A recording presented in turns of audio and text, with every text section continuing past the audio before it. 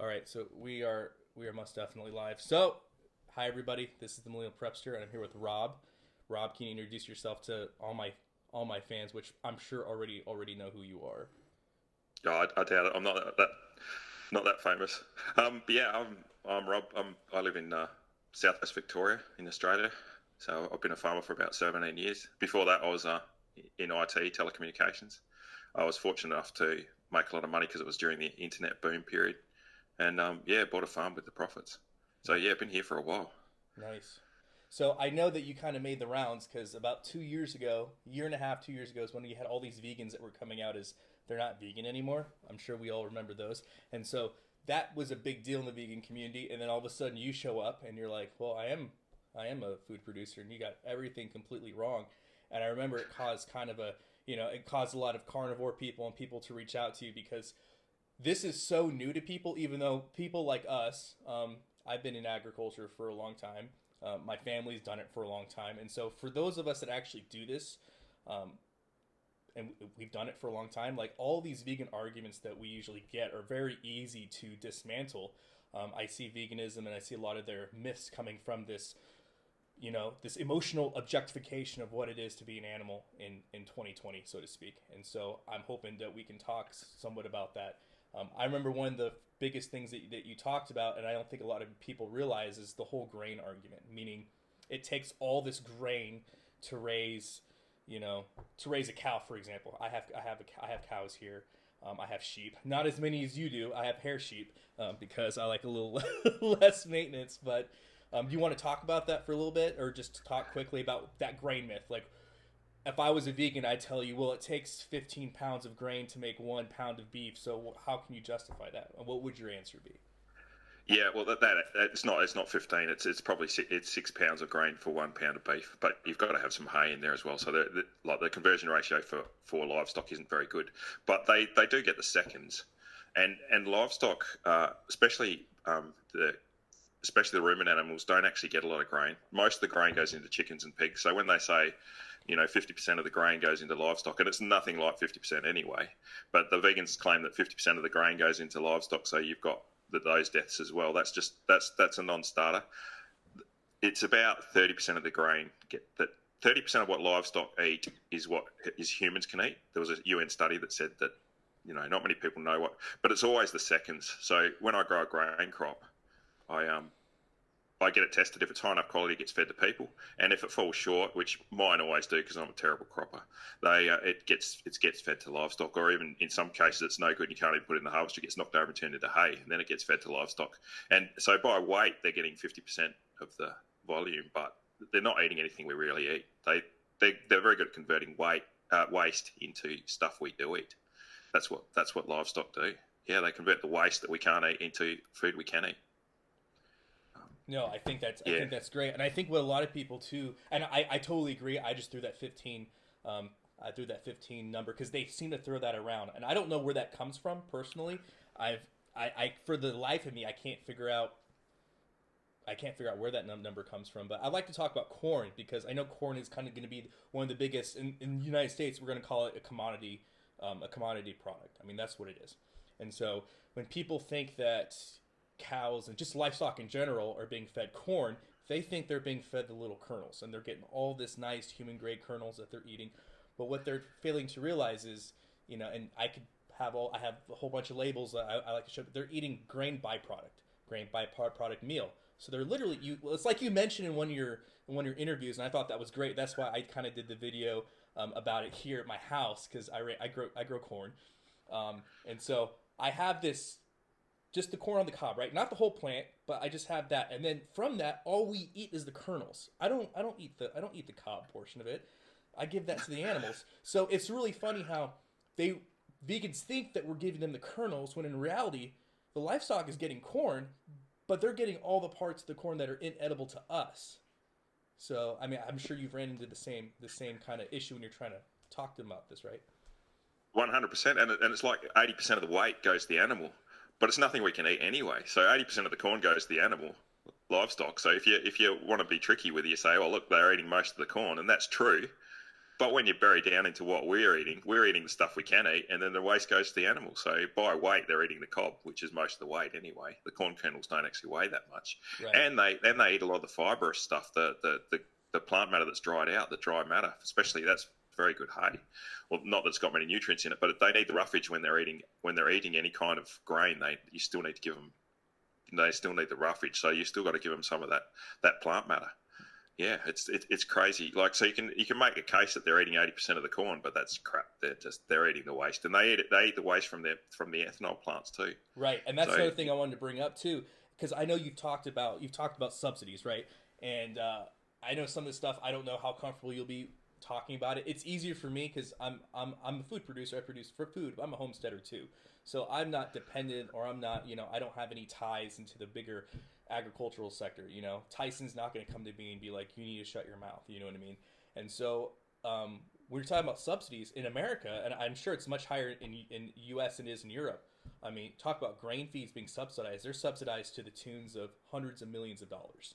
And I post that information out there. And what a lot of people don't realize is here in the U.S., George W. Bush, in 2005, he signed the Energy Power Act, which meant that all our unleaded gasoline became at least 15% ethanol, right? And so that comes from corn. So you have all these, they're called DDGs. And so you have all this farmland in Ohio and the Midwest that grow subpar corn that's not even human grade to begin with. They are sent to be made into ethanol, and all that garbage is then, repackaged for, agricultural use. And I don't think a lot of people even realize that portion of it. Like, a lot of this grain was never meant to be human grade, and we're slowly starting to see more of that change just because we are seeing, crop shortages, in certain places. So the standards there are allowing to be a little bit more relaxed depending on where you're at. But overall, the only reason why a lot of people even grade and finish, because most of them are on pasture, is because of all these subsidies from all these failed energy projects that we've been doing here in the U.S. And I'm not sure how it is in Europe, but is it kind of similar in that regards? Well, I'm from Australia. We don't actually get any subsidies. We get the market is completely free, and we also don't have that. Like, America is very distorted by like you said, Tyson food zones are fairly significant proportion. So people have to sell to Tyson's food. Where Australia's market's quite broken up. Like, if I offend one of my abattoirs, there's dozens of others that'll take my lambs. They just don't care. The market's not. We've even got a small abattoir in town here who'll take my lambs. So they maybe kill 100 animals a week, maybe.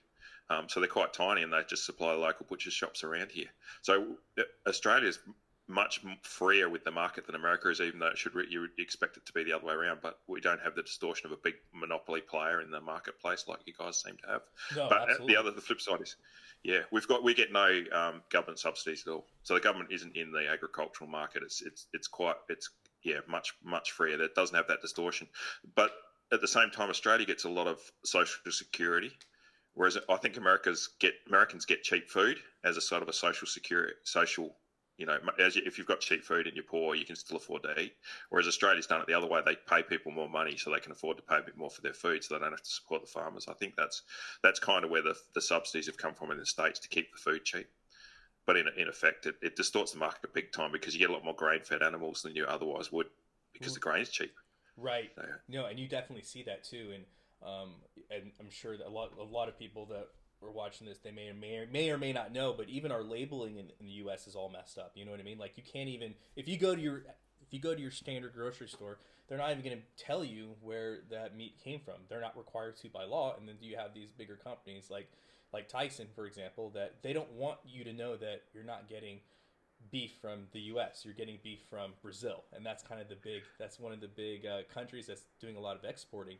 And so you're right, here in the U.S., we've been sold on this idea that, it should be cheap to see, the cost of meat in real life are much higher than what we see it. And that's just because of all the subsidies. And they don't really want you to know that most of our food is coming from other countries, while we're exporting a lot of our cattle to other countries like, China, Russia, some EU countries. And so I think that's a very interesting demographic, that a lot of the food that's grown here isn't actually sold here. Yeah, America is a food exporter. Like, you guys do export a lot of calories. Yeah. And that's the really scary thing about about the amount of calories we have to produce every year is 23 trillion calories every day has to be produced to feed the population. Right. Like, it's just a frightening number. It is. And yeah, America is a big exporter because you've got those fat grain subsidies. People put a lot of grain in, so you've got a lot of calories spare. Like, you can't get away from the fact that growing crops produces most of the calories that people eat. Is like 80% of what we eat is the population eat is basically the big broadacre farmers planting crops. That's what we eat. It kills a lot of animals. It's really bad for the environment. But at the moment, we've got 7.7 billion people, and they, if they want to eat at a first world level, that's 3,000 calories a day. 3,000 by 7.7 billion. It's getting close to 24 trillion calories a day that the planet has to produce for us to eat. The numbers are crazy. Yeah. And I just can't. Yeah. And when you're looking at it too, and a lot of people don't realize, and this is the perfect segue, I don't think people realize that producing crops is one of the most unsustainable food practices that we do as a world. I mean, there are 10 carbon calories, fuel calories, in every calorie of produce, right? And that's just because of all the herbicides, pesticides, fungicides, petrochemicals, packaging, transporting. I mean, how we feed ourselves, how vegans, especially in the U.S., feed themselves, blows my mind how they can even attempt to take an ethical high ground to, the people around them. And I get it. Being a vegan, similar to being a carnivore in some aspects, is an identity thing, And so everything that they do plays into this identity of, like I said, the idea that my emotional-based arguments is all that matters. The reality of what goes on outside my doors is irrelevant. I'm here, I'm on the keyboard, I'm upset, and you're horrible for killing animals. And that's pretty much where the argument stops. But for those that don't understand, when you're talking about, obviously you produce produce as well.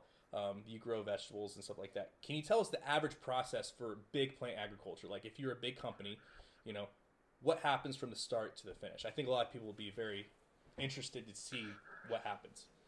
So what I have to do on my place, my place is a fairly complex ecosystem. I mainly graze animals, and I'll rotate a crop through every now and again through a paddock. It allows me to level it, clear it up. But what I do is I turn that complex ecosystem. So there's perennial grasses and seeds, and there's other grasses that grow up through at various times of the years, and that gives the small animals like field mice, birds, snakes, lizards. It gives them food. Not that snakes and lizards generally eat it, but they eat the animals that are living off those.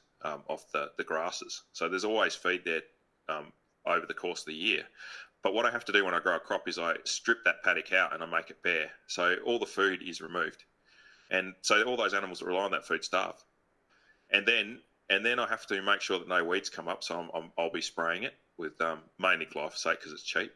So you spray out anything that's growing up and then you plant your crop. So then there's a burst of food that comes on, and the small animals like field mice, they can explode in number. So they'll be hanging on around the edge when the paddock's cleared out, and they'll expand in number. And then you've got to bait them to keep them out of your crop. So you get a field mice infestation, and then you harvest that crop. Now, what happens when you harvest it is the last thing a plant does is it puts all its energy into the seed head. So when you harvest that, some of the seed head falls on the ground. About 10% misses the header, falls on the ground. So the animals there get one last burst of food, and then after that, there's nothing left. You've basically got a desert. So the animals starve again. All those little field mice starve. All the predators don't really come back in because they're quite slow growing. So the hawks and the lizards and snakes, they don't really come back in the same way. But so the field mice have exploded in number. You've baited them, and the ones that get left over have a last party, and then they starve to death until you go back and plant your crop again. So there's a boom-bust cycle in harvesting crop or planting crop or growing crop. There's this boom-bust cycle in small animals. And that doesn't include the sprays and the runoffs that get into the rivers and streams and lakes and cause the blue-green algae. So the deaths alone from small animals it would be 100 times more than killing a beast, a cow that's walking around that you eat. And is what a farmer does by doing that, would you call that intentional? Well, I know what's going to happen. Like you know what's going to, when you put the bait out, you're not putting the bait out for fun. It costs money. You're doing it to protect your crop. So when you boom spray something or you put your fertilizer out, and when you harvest it, you're doing that because there's the profit in it. You know what you're doing. Like crikeys, there's not this intentional versus unintentional. I'm 100%. I know what I'm going to do when I go into that paddock and it's a complex ecosystem I'm going to turn into a monoculture, I know I'm killing thousands of animals. Right. And like it's just the way it is. And that's why I appreciate that so much, is because you're being intentional, you're being very honest, because there are profit margins that have to be considered, right? And I think a lot of people, because I mean, there's no doubt that we need people like you in order to feed the world. There's no doubt about it, because the way our current system is, I'm coming from the other side of it. I'm coming from a permaculture standpoint. It runs in my family. I've been doing this. Me and my family have been. I'm the fourth generation permaculturist. So this is just something that I live. This is. I mean, I don't want to say I've been brainwashed, but you live so long, and this is what you know. And so it's easy for me to describe food, teach people how to grow food, talk about sustainability. But I realize it's a lifestyle that you live. You know what I mean? Like, this is not something that everybody's going to do. And so coming from that standpoint, you definitely have to realize that if we are wanting a certain quality of life, like if somebody wants to go to the grocery store and buy pineapples year round, and they live in the Pacific Northwest, or they live in the New England, Maine, New York, New Jersey, you can't do that without somebody like you in another portion of the world growing the food that they need. And that's one thing about veganism they don't understand, is there's not one crop zone in which a vegan can get all their, take B12 out of the equation. If we just want to throw them a leaflet here, there's not one crop zone where you can be vegan. There's not one crop zone where you can eat locally and get all the food that you need. It's impossible. And so I think it's really refreshing to be able to talk to somebody that gets that. And so I said a lot of things. What's your opinion on that? Oh, 100%. Like it's really a fossil fuel driven, and it's driven by cheap food, and there's a graph Brian Sanders drew up on, since the 70s, basically our food has been decreasing in value, like feed value. So we've been getting less and less whole foods and more processed foods. So there is a crisis there, and I think the vegans could see, like, they were sensing that there was something wrong with their diet, and they wanted to make a shift and get more healthy. So I think I have a bit of sympathy for the vegans when you see this graph. Like, since the 70s we're mainly eating whole foods. Now it's over 60% of our diet is processed foods.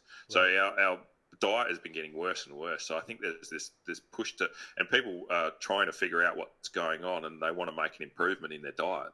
They shift across to, like, even a whole food vegan diet would be better than the standard American diet, right, probably. And I don't think there's anyone that doubts that you and I are both vehemently against the standard American diet. So I just want to put that out there. But you're right. I always point to, especially in the U.S., because I know European Union, the U.S., we have different standards. So even from organic, we have different standards. But I know in the United States, Mr. Davis from Texas University, he did a study on food composition for different types of produce, and he found that based upon crop erosion, all the sprays and pesticides, herbicides, and fertilizers we use, an orange that we eat, or they ate, and this study was done in the 70s, an orange that was eaten in the 70s has a fourth the nutrition as food that was eaten during World War I. Isn't that crazy? Like a fourth. And this is in the 70s. So it goes to show our food composition has just went to complete crap. The fruit now is basically a sugar bomb. Like they want it bigger and juicier and sweeter, and so there's a lot of pressure to make their fruit with more sugar in it. And we've gone insane with our we're just gone crazy. And the trouble with cropping is we're mining the topsoil. Right. So you can't continue to crop even with the inputs that we're putting in. We're still mining the topsoil. We're losing 50% more topsoil than we're replacing. And the only real way to replace topsoil is with livestock. And the livestock are getting used less and less in cropping regions because they're going for this no-till, which means they don't want any soil compaction. So the machines run over the same tracks. They use chemical sprays to kill everything. They don't use the discs. Like if I go into a paddock now, I have to disc it up because my paddocks are fairly rough and fairly virgin. Whereas if you've had machinery running over it all the time, the paddock's quite smooth.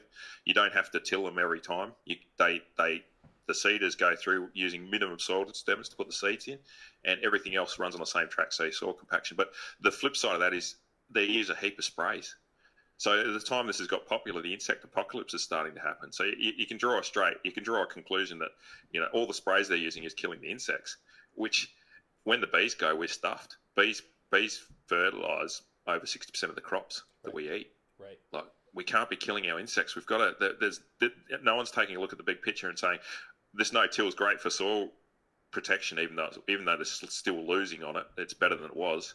But the flip side is we're killing our insects. We can't be killing all our insects. It's crazy. I agree. I think it's even funnier too. So I don't know how much knowledge you have. I'm sure you have quite a bit. But if we were to, so a lot of people like to throw this because whenever you say how bad plant agriculture is, the first thing a vegan's going to say is a necessary evil, right? And then now we're just talking semantics of, all right, so I guess you're okay with evil. But sometimes they like to throw this veganic gardening thing out there, right? Like we just. So I mean, from just a realistic standpoint, if you were to somehow take all animals away from a paddock, which we know is impossible, right? But let's just say that you want to do veganic gardening, which consisted of no manures, no nothing. We're just talking about cover crops, right? We're talking about throwing a bunch of cover crops on things. How long would it take if we had this bubble and of just dead soil? And we tried to just throw cover crops on that in order to, I mean, I don't think it would work because a crop needs something, right? So you know what I mean? So how long would it take? Would it even be possible? I don't think it's possible, but from your standpoint, is it even possible to do? You can't do it. Like you can't. They're saying, oh, you grow a cover crop and it falls down, and that's the nutrients for the plants. But you're constantly you're extracting something all the time. Right. And even the way we farm with our animals, you've still got to bring the inputs back. I wish we were taking the phosphorus from the waste product instead of sending it out to sea from the cities. Right. Like phosphate going forward is going to be a big issue. We need to be trapping that and recycling it back into the farm. Because if you take a cow off my place or a sheep, I don't actually have any cows, but every time you take a sheep away, that's nutrients that is taken away from the soil. Now, trees go down when it rains. The soil leaches down into the nutrients get lost. Right. But trees with their deep roots can bring it back up. So you can get a gain if you have trees and you knock them down and chip them up and spread them around on your field. You can get those nutrients back. But still extracting the meat and sending it away, that's still a loss. But it's a lot slower process than the way the vegans are doing it, where they take the plant and nothing comes back. Whereas the animals are eating grass and they're shitting manure. So that's fertilising the soil. We should be taking the waste and sending it back onto our pastures. We're still having a slippage there. So I suspect my place will be fine in 500 years the way it's going, because there's not that much nutrients that gets taken away from the animals, with the animals. And you're getting the trees that are dropping limbs and stuff, which you don't have in cropping regions. You just don't want the trees there because they get in the way of these big machines. Yeah. So they have less trees. The whole thing. I know tree leaf. So when I first started, I had a piece of property in the big city, and the soil was just dead. And so I had to do and obviously doing this from a permaculture standpoint, a lot of animal manure, a lot of compost tea, and then a lot of rock salt.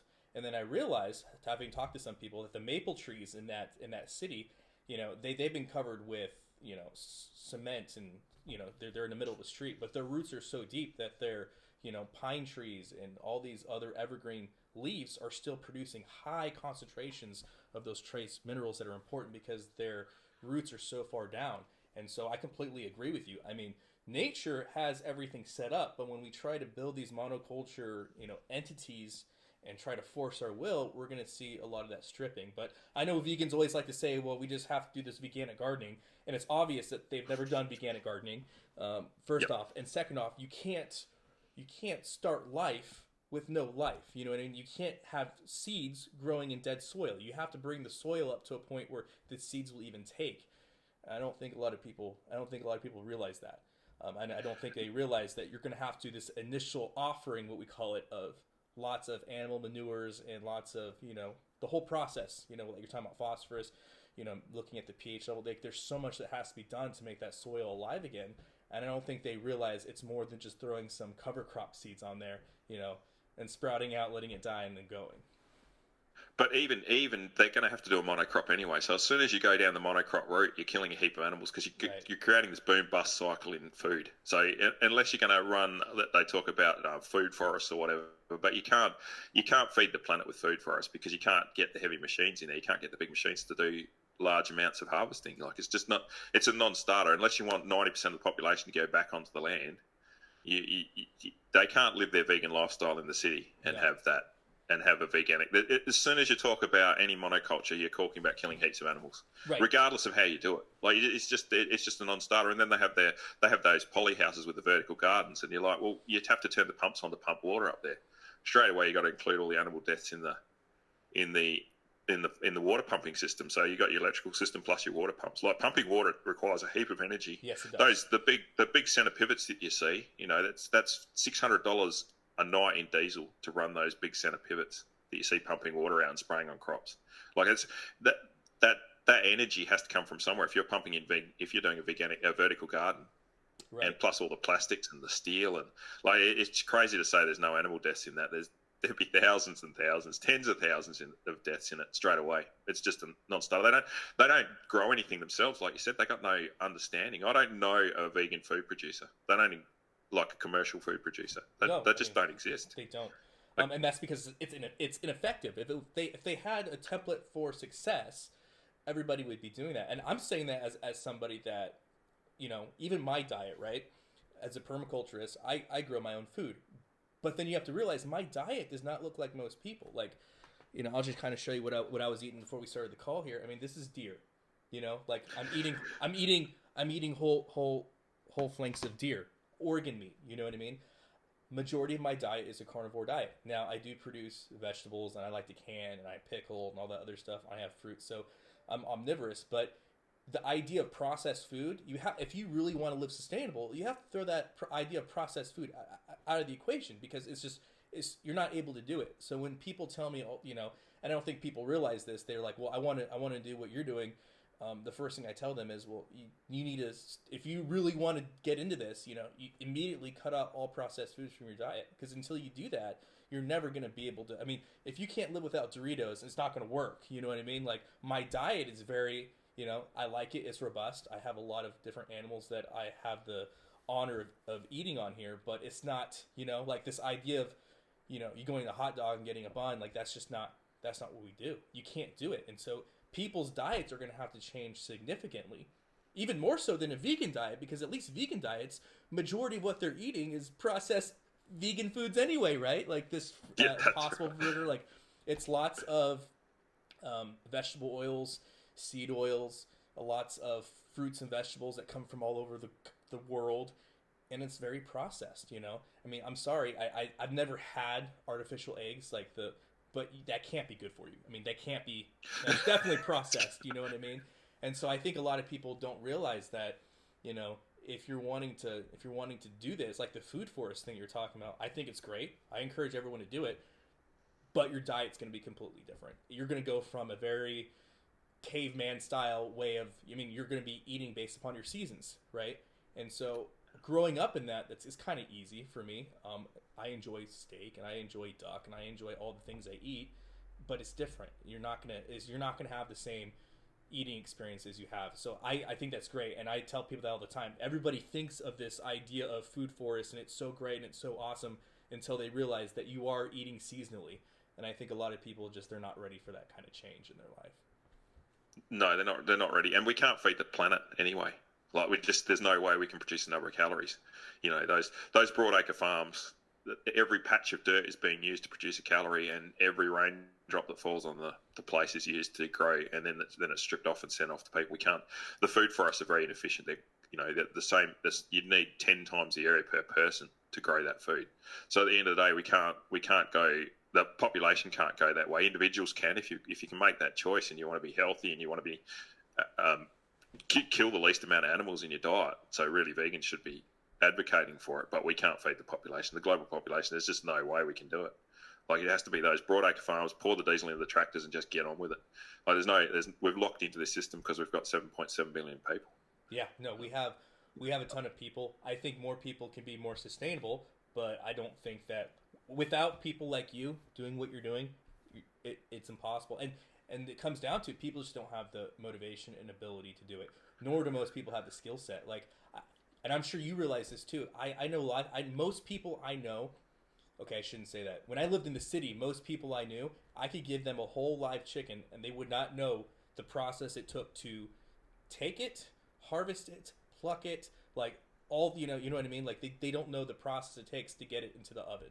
They just don't know how that's lost upon them. And then you have other people, like I could give you a cow. If you don't know how to butcher it, clean it, slaughter it, hang it, how many days you're hanging it, why you're hanging it for that amount of days, like these are skill sets that are completely lost on people, and it makes them dependent on the very system that they say they despise. And until people can at least come to that realization that, it's not going to happen. And I don't think, especially sheep, like I don't think people realize that it may look like a very nice, cute little animal. There's a lot of work that it takes to get it from the current life state to that backstrap or flank steak or ribs that they love to eat in their food. I don't think people realize all the steps it takes to. I don't know. What are your thoughts and opinions on that? Yeah, well, like I've been farming for 17 years, and I said to an old farmer about a couple of years ago, I said, look, I've been doing this for 15 years, and I feel like I don't know anything. Like I'm still making stupid mistakes. And the trouble with farming is you make a mistake, it takes 12 months before you can recover from it because the seasons are 12 months long. Right. So if you make a mistake, if you make a mistake in any other industry, then very next time you do it, if you're welding and you blow a hole in something, you turn the welder down a little bit, that the very next weld you do is different to the one. But in farming, you've got this 12-month cycle. So if you make a mistake, it takes 12 months before you can fix your problem. So I said to this old farmer, I said, I've been doing this for 15 years. I still don't feel like I know anything. He said that I've been doing it for 60 years and I feel the same way. Yeah. Now, he was an exceptional farmer. He was still learning. Farming is really a lifetime skill. It is. And the good guys are all old, and there's not a lot of young people coming through behind. I think the average age around here is 77 years old. Oh, like wow. It's crazy. It's crazy what's going on. But that you can't just grab someone out of the city like I did pretty much. Yeah. And drop them on a farm. The only reason it worked for me was because I had heaps of cash, and it didn't matter too much if I made a loss for 5 years. It's just tricky. And I had my ram breeder drop some rams off and we had a discussion for an hour or so a couple of days ago, and I learned a heap just talking to him about how to improve the production, how to have less lambs die in the paddock. There's some skilled people out there, but the knowledge has to be passed on. This guy was in his 70s too. I'm going to take all the advice that he gave me and apply it. But you need the younger people coming through, and they need them to be listening to these older guys because farming, lifetime skill. So tell me if this is true. And the good guys are all old. Tell me this is true. So I just got into sheep. I know you've been. This is my first season doing sheep, and I wanted hair sheep because I hear they taste just like deer. I love venison. I'm a total venison snob. I'm not even gonna lie to you. And I wanted hair sheep because I hear it tastes more like venison, and they're a little less maintenance with the shearing and stuff. And I was talking to an old farmer, and he told me, if you want to be humble, have sheep. And I'm like, what are you talking about? He's like, you know how you can tell if your fence is good enough for sheep? I said, how? He said, take a bucket of water, throw it at your fence. If any water goes through, your sheep will escape. And I'm like, oh boy. I don't know if you've ever heard that, but they're smart, they're intelligent. Like they can get into they can climb trees. I don't know if you know this, but sheep, goats, like they can climb trees, man. They're great. They're wonderful. I'm glad I have them, but man, they are something else entirely. So I totally get like I said, I've had livestock, growing up, but a cow is easy to keep in. Believe it or not, you have a good fence, they get shocked, they get it, okay, there's grass here, but sheep, man, I don't know. I don't know about that. Yeah, I've got a slightly different. People treat sheep and cattle different, but they're actually the same. Are they? The sheep are just little cows. The reason your sheep are going through, I don't want to be disrespectful here, that's but fine. I actually don't have a back fence on my place at the moment. Like I've knocked it over to put a new fence in, so there's nothing stopping my sheep pissing off. And the reason they don't leave is there's not much water out there behind my place. It's a native vegetation, so it's a national park. They won't go into that because there's no real feed and there's no water, so they have to keep coming back to my place for the water. But the other thing that I do is I use my dogs in a way that block the sheep up, so the sheep see me as the shepherd. Right. So my dogs go around and bring the sheep to me. So if I go out in the paddock and I see a sheep leaving, I send the dogs around and they block that sheep up and they bring it back to me. So that the sheep see me as a shepherd. So for 10,000 years or 20,000 years, we've been having these livestock. They want to hang around us because we're their shepherds. Like that's the only reason they're still alive. These sheep, they're not fast. I mean, compared to all the other animals, they're fat and slow. Like they'll be easy eating for a wolf. Like so a sheep sheep out in the wild. Yeah. So basically, well, what's happened though is we got to a stage where we didn't need to shepherd them anymore because we could get them with the motorbikes and helicopters and Nice. jeeps and.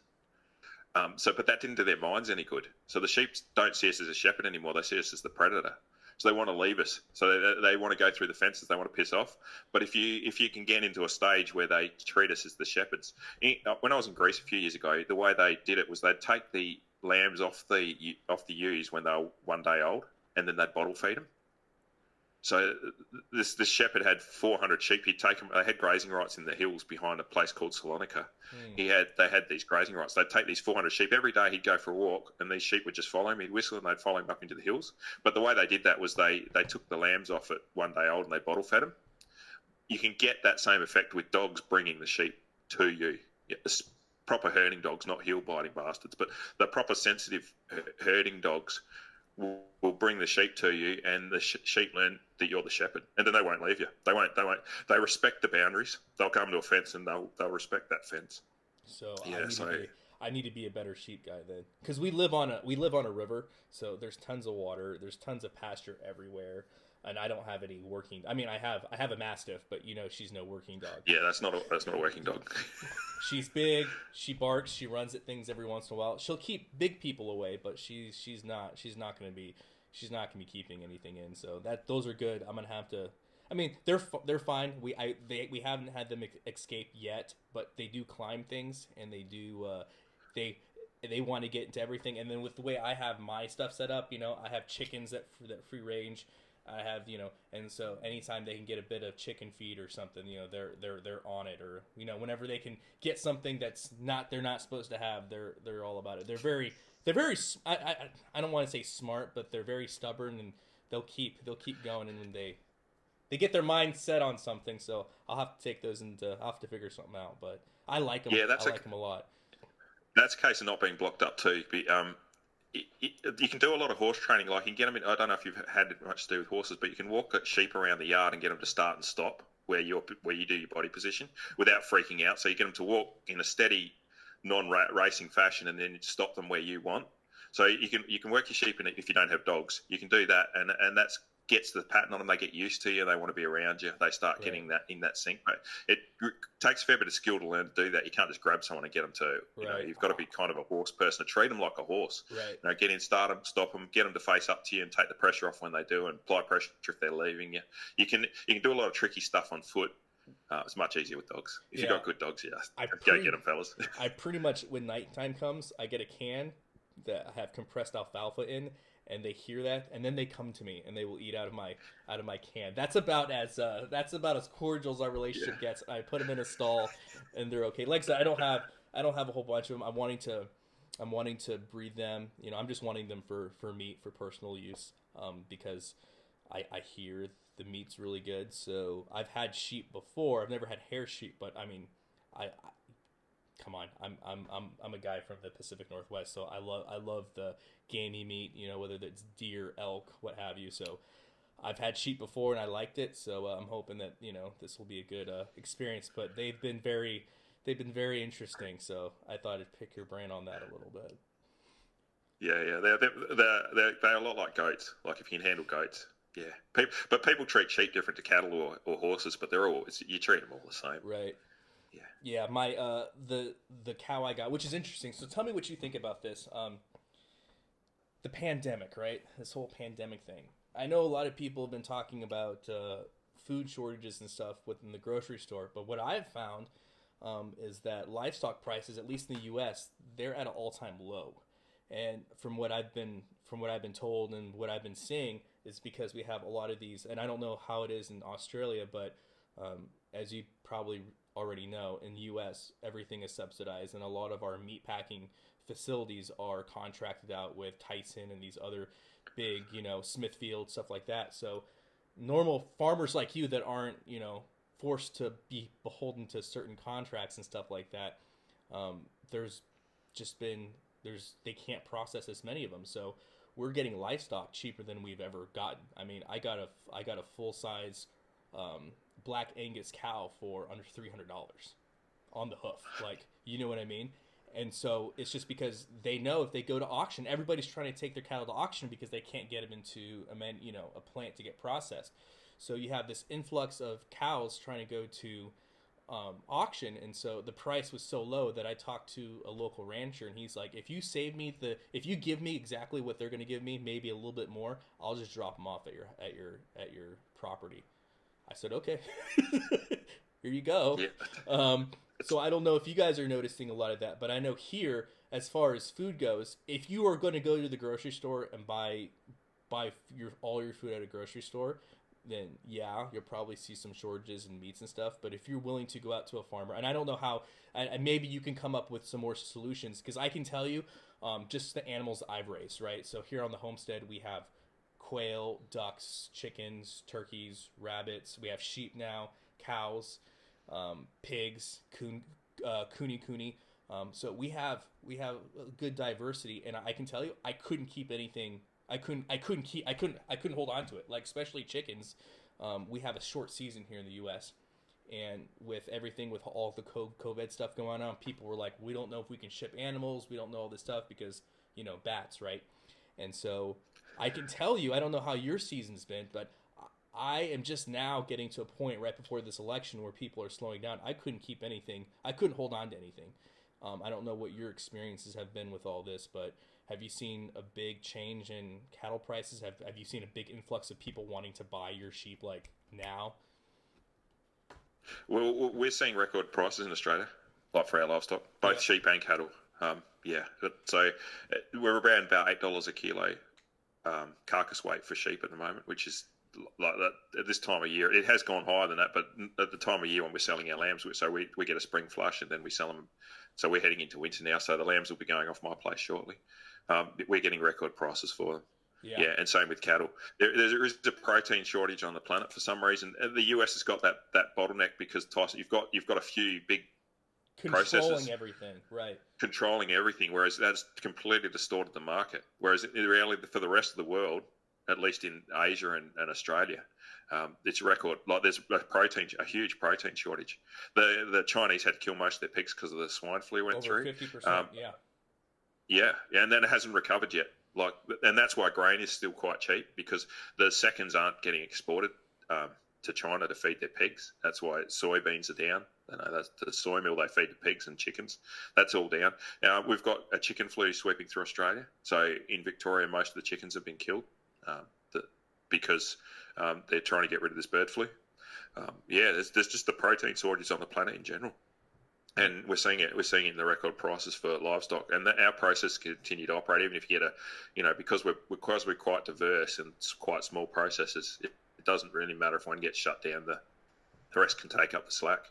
So the livestock is still getting processed. We had a drought last year, so that pulled our it's been running for quite a while. That pulled our livestock numbers down. So people trying to restock, they're hanging on to the breeding ewes. That's keeping lambs off the market. It's all adding up to record-breaking prices. Right. No, and I've never seen it like this before. And obviously, I'm pretty sure you're going to agree with me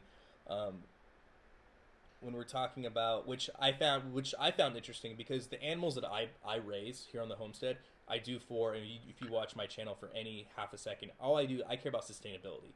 It's obviously not my full-time job. But for sustainability, I want animals that are going to help me be the most sustainable. But that's not always going to be the case for an animal that's going to produce the most amount of money from. So maybe you can kind of talk about, because I can talk about till I'm blue in the face, but coming from you, you'll probably have a better insight. You're going to get way more money for, say, a Yorkshire pig than you will a kuni. The reason why I like the kuni is because I like the way they taste. The heritage breeds, they taste. I mean, they're just something. They taste amazing, and they're a complete pasture pig. A Berkshire and Yorkshire, there aren't. So maybe you can kind of talk about that, so people can understand their food a little more. Because I feel like carnivores, and I'm not trying to pick on them, I feel like they miss this a lot of the time. They can't seem to put those together. Yeah, I don't know very much about pigs. I haven't had a pig, so I've been onto pig farms and talked to them, but I've never grown a pig. And sure, but like for example, like chickens, like we're all familiar with the Cornish cross, right? The Cornish cross is kind of the standard for pigs. Pekin ducks are kind of the standard for ducks. But there's lots of other different types of chickens and ducks out there, but we never see those if you just go to a grocery store, because I truly believe you're going to see a big quality difference in the food based upon the animal that they're eating. And I feel like a lot of people, if you go to the store and you buy a chicken, you don't know what kind of chicken you're getting. I'm guaranteeing you 99% of the time you're getting a Cornish cross GMO fed, chicken. 100%. That's what you're getting. Yeah, because it's cheap to produce. Yeah, right. You're 100% right. Yeah. But the quality, that's what they're getting. But the quality between that versus a European favorite like the Marion or the Sussex, which I raise here, totally different nutrient density, totally different. And I think a lot of people, vegans are the worst for this. They want to take everything and they want to put it in a chronometer and they want to shit it out and be like, this is the standard. And it's like, no. The food that you grow is going to be way different than something I'm going to get from a Southern California monocropping farm. Like, the quality is going to be different. You're not getting the same. You can't just say this apple and this apple are going to be exactly the same because they're an apple. There's definitely nutrient disparities, just like in foods there's nutrient disparities.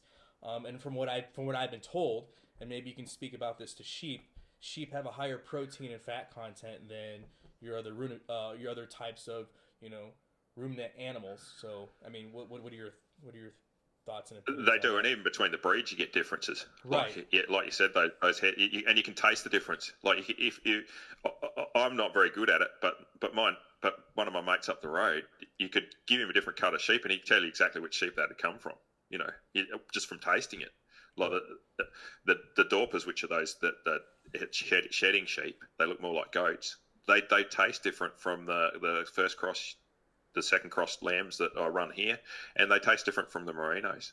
Right. And there's different fat content in them, and I've never had them tested, but I suspect they'd be different. Like you said, they're different minerals, and then if you put them in a feedlot, you end up with more fat in the meat.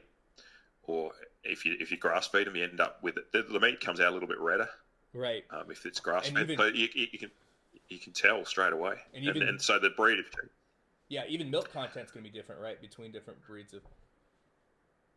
100%, yeah. So you get everything. Everything is different across and that's only just breeds. Like there's not the difference between a breed is only a few hundred years of selective breeding between a Dorper and a Merino. There's not even that much in them, and you can tell the difference. Right. It is, and chickens. Chickens taste so much different. If you get, like you said, you get those heritage breeds and you eat one of those, and then you compare it next to a supermarket bought one of those chickens that can't even walk because their legs don't grow properly anymore. Right. I totally agree with you. And that's why when I'm doing, like I said, everything I'm doing is from. It's only profitable right now because people are scared. I'm just being honest with you. It's only profitable right because people are scared. But I'm like, for example, by chickens, for example, I'm taking Marion and Sussex chickens, and I've been doing crosses for a while, so I'm getting a bigger bird. They taste great. My family they absolutely love the heritage breed taste to them. And now I'm starting to put in some of the Cornish cross genes just to get them bigger. And then I'm going to go back. And so I'm trying to raise a bigger bird. And I'm doing this just from a sustainability reasons. But I find it crazy because people do come over, and I'm sure you host, gatherings and stuff, and people taste food for how it's supposed to taste. And they're completely blown away. They can't even. Sometimes they have a hard time comprehending how this is a pork. This is a pork chop. Yeah, man, this is a pork chop. This is a pig. This is how a cow is supposed to taste. And we're not even in the same ballpark of what they thought it should taste like. And I think a lot of that just comes to people needing to realize and understanding and caring more about. We always talk about we need to care about animals' feelings, but until you actually know the animal, it's kind of hard to even make that jump, And I tell people that, and I know a lot of I did a video about this, about some of the things I feel like carnivores get wrong, and it's kind of crazy, You're right. There's so many different kinds of breeds of animals. There's so many different kinds of types of animals, and I can tell you without a shadow of a doubt that based upon what I've seen, the research I've done, you do see a huge difference in protein and fat content and mineral content, the composition of one breed versus another. And that should come to no surprise because they don't even look the same, A Cooney, for example, from New Zealand. I don't know if you guys have them in Australia. Not trying to say Australia and New Zealand are similar, but it's New Zealand. No, the New Zealanders chased all their sexy sheep off the cliff. Have they? So yeah, they haven't got any pretty sheep in New Zealand. There's none left. Our sheep are much better looking in Australia. And so you can see that one is 200 pounds smaller than a Berkshire, but the nutrient composition is going to be, it's just a way better quality animal in my opinion. But like I said, those old heritage breeds, they've been pushed aside because if you're a pig farmer, right? I mean, especially when it comes to pigs, right? I mean, it's all about weight, hang weight. We want to dispatch it, gut it out. We want to hang it up and see what we got. And so when you look at food in that way, it's no surprise why Americans always go for the cheaper product because they don't care. Most Americans don't care. They just want what's the cheapest. I have pounds, and I want to know how much I can get a pound for the least amount of money. And I think until we change the way we look at food, all these problems are just going to be solved by people much smarter than us, aka politicians. And I feel like that's the big problem that we're running into is just I don't think people understand food or where it comes from. So I mean, that's my opinion. I know that's kind of a little bit of a rant, but I feel like that's really the biggest issue that we have as a society. It's we have all the access to the knowledge, we just don't give a shit. Excuse me. Well, I think it's worse than I think the population graph and the food that we're producing is starting to cross over. So the amount of food we can produce and the population growth there's a crossover point. Now it can't actually cross. Like you can't. So in the 1970s we had almost a year's forward cover of food. We had 300 days of forward cover, so we could all stop farming, take a year off, and we'd have 50 days of going hungry. Now we've got 60 days of forward coverage, and the stuff we're eating is mainly processed, so it's got longer shelf life than it did back in the 70s. So, and the population's still growing, so we're reaching a crisis point, and agriculture's been depressed. Like the smartest kids don't do agriculture anymore; they do law or medicine. Right. So, my grandpa's generation started all the agricultural colleges because that generation had gone hungry during the Great Depression. They knew what it was like not to have enough food, and they were never going to do that again. So they started all these ag colleges in Australia, and the best and brightest students were going there. That's all stopped. They're closing these ag colleges down. People don't think we're going to run out of food, and this graph is starting to cross. Like it's the reason I went farming, the reason we bought this farm was because I could see, 17 years ago, that the supply-demand curves were starting to cross over. It was like projecting agricultural production grows at about 2% a year, and we do that with mining the topsoil, pretty much with growing crops, mining the topsoil. And then you've got this other graph, which is the population growth, which is a lot faster than 2% a year. And the two curves, like I said, they can't cross. And I think we saw it with the Arab Spring. That was really a food crisis. That was food running up in price and the population getting jumpy. We're going to see it again. And I think this pandemic is going to cause, even getting tractor parts and chemicals were a bit of a stretch. That's fixed up now. They've got the supply chains back in operation. Australia's going to do all right because we had a good season, but I was really worried if we'd had a marginal season, the amount of sprays and stuff we'd had on hand at the beginning of the year might have really impacted our production. And you won't need much of an event now. You only need the US or Russia to have a problem with production at the same time, and we've got a food shortage on the planet. And we're already starting to see that with protein. Like there is a protein shortage for sure. You're not seeing it in the US because the price isn't elevated. You're getting this depressed prices for livestock, but the rest of the planet, if you're paying the real price, you like I said, we're getting record prices for our livestock from Australia. We are free market. We export to the rest of the world. So what do you think the solution? What do you think the solution is? Because I know, like I say, my channel is mainly about preparedness, and I know where I'm at. I think the reason why I'm not seeing the food shortage as much as other people is maybe just because I'm insulated in the fact that I live in an agricultural community. Like my county is one of the biggest counties in my state, but it has the lowest population density, but also has the highest percentage of agricultural workers, veterans, stuff like that. So I think maybe we're insulated because everyone around me grows food in some way or form. That's the answer there, isn't it? Like, well, you just move where the food is and get involved in food production, or get involved in industries that support the food production, like the local welder, or the local electrician, or the plumber.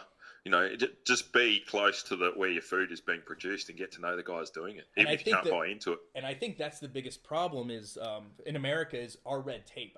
I know you probably know this better than most people. Our red tape is so ridiculous that, for example, rabbits. I can't hold on to them to save my life. Everybody wants meat rabbits right now.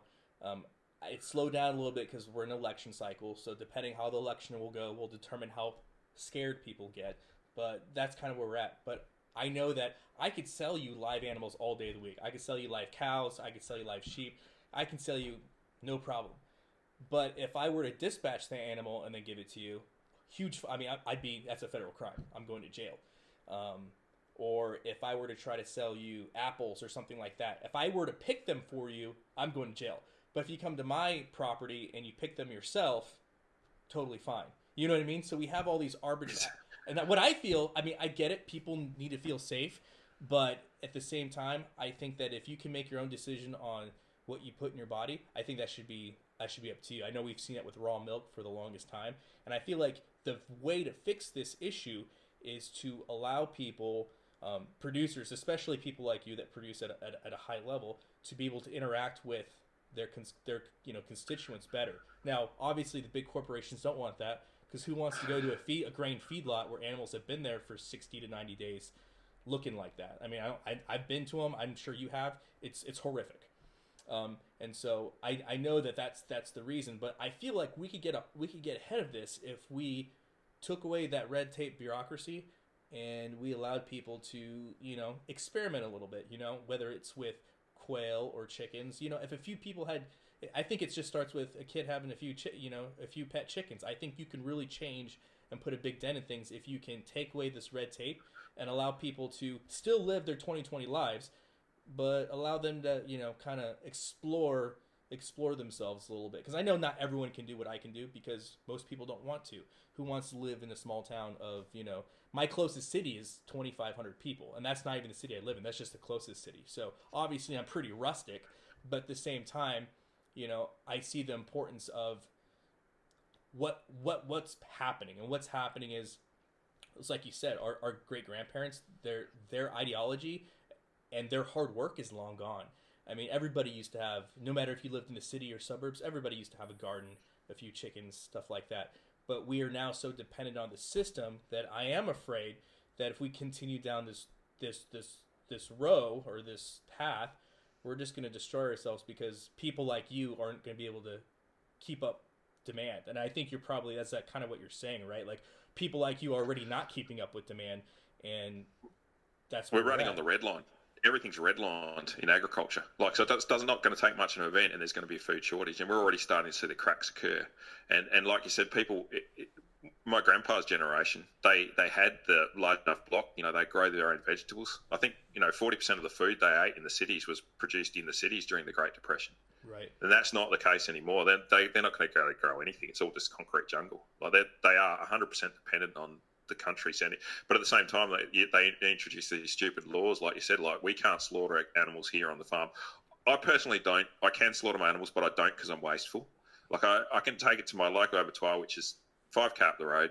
I drop the animal off, and I say, turn it into sausages, turn it into chops, turn it into mince, right. and I go back and I pay him $60 and it's done. And there's a lot less waste. Like, everything of that animal is being used. Whereas if I do it, I waste quite a bit, because I'm just not efficient.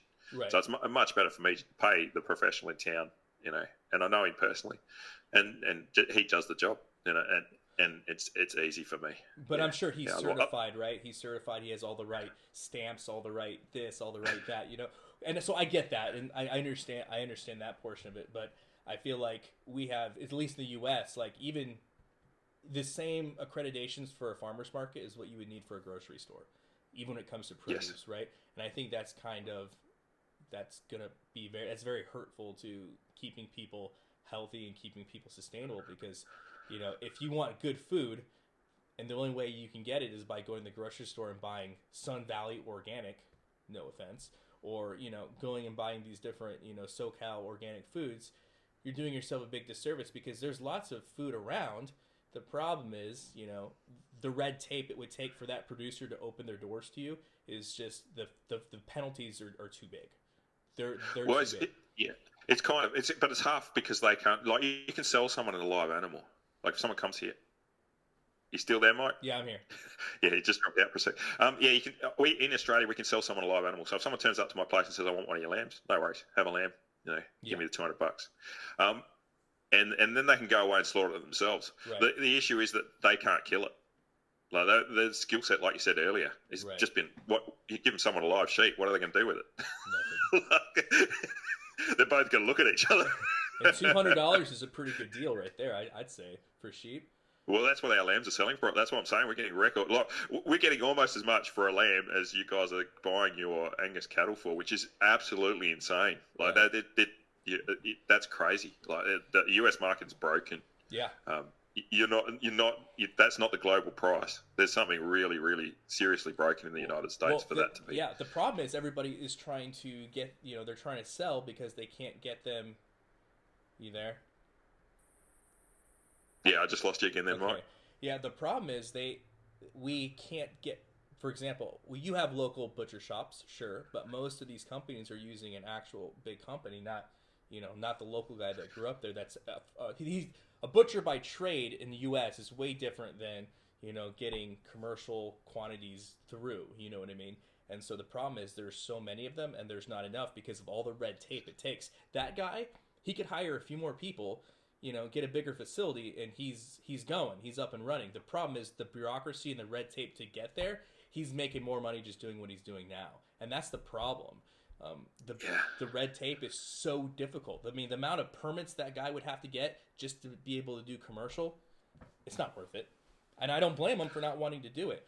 And I think that's gonna nip us in the butt, and that's why we have so many cattle that can't they're going to auction. So when you flood the market with cattle for auction, you're just not going to get the return on your investment. And it's sad, but that's the truth. And then we're going to see that trickle down into the grocery store and stuff like that. So it seems like we have a lot of food here in America, but you're right. If you can't process it to export it, then you're going to see huge protein deficiencies everywhere.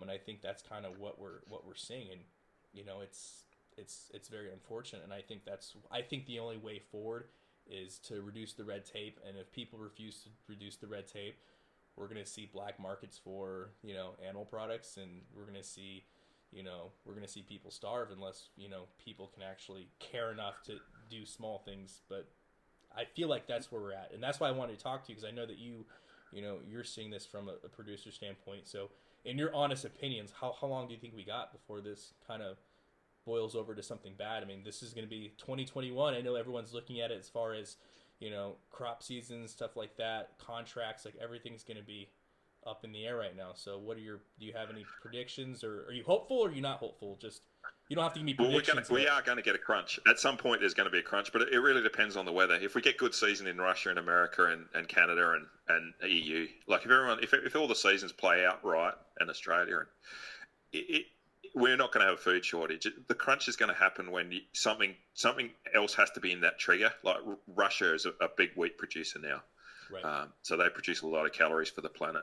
And in fact, that's what saved us during the Arab crisis. That Russia came on tap. Like they brought in a heap of it. Really, the last untouched area that could be cropped, it was in Russia, around the Black Sea. So that's all come on stream now. So everything's running red line. There's only about 30% of the planet's area left that we can crop, and that's more marginal country anyway. So there is a crunch coming. And it's going to take there'll be a few events, and they'll blame it on the event. They'll say, oh, look, it's because we had a snowstorm at the wrong time of year, or this frost in Russia caused all these problems. Like there'll be somewhere to blame, but the fact is that since the 70s, the amount of food we've been producing per head of population has been slipping.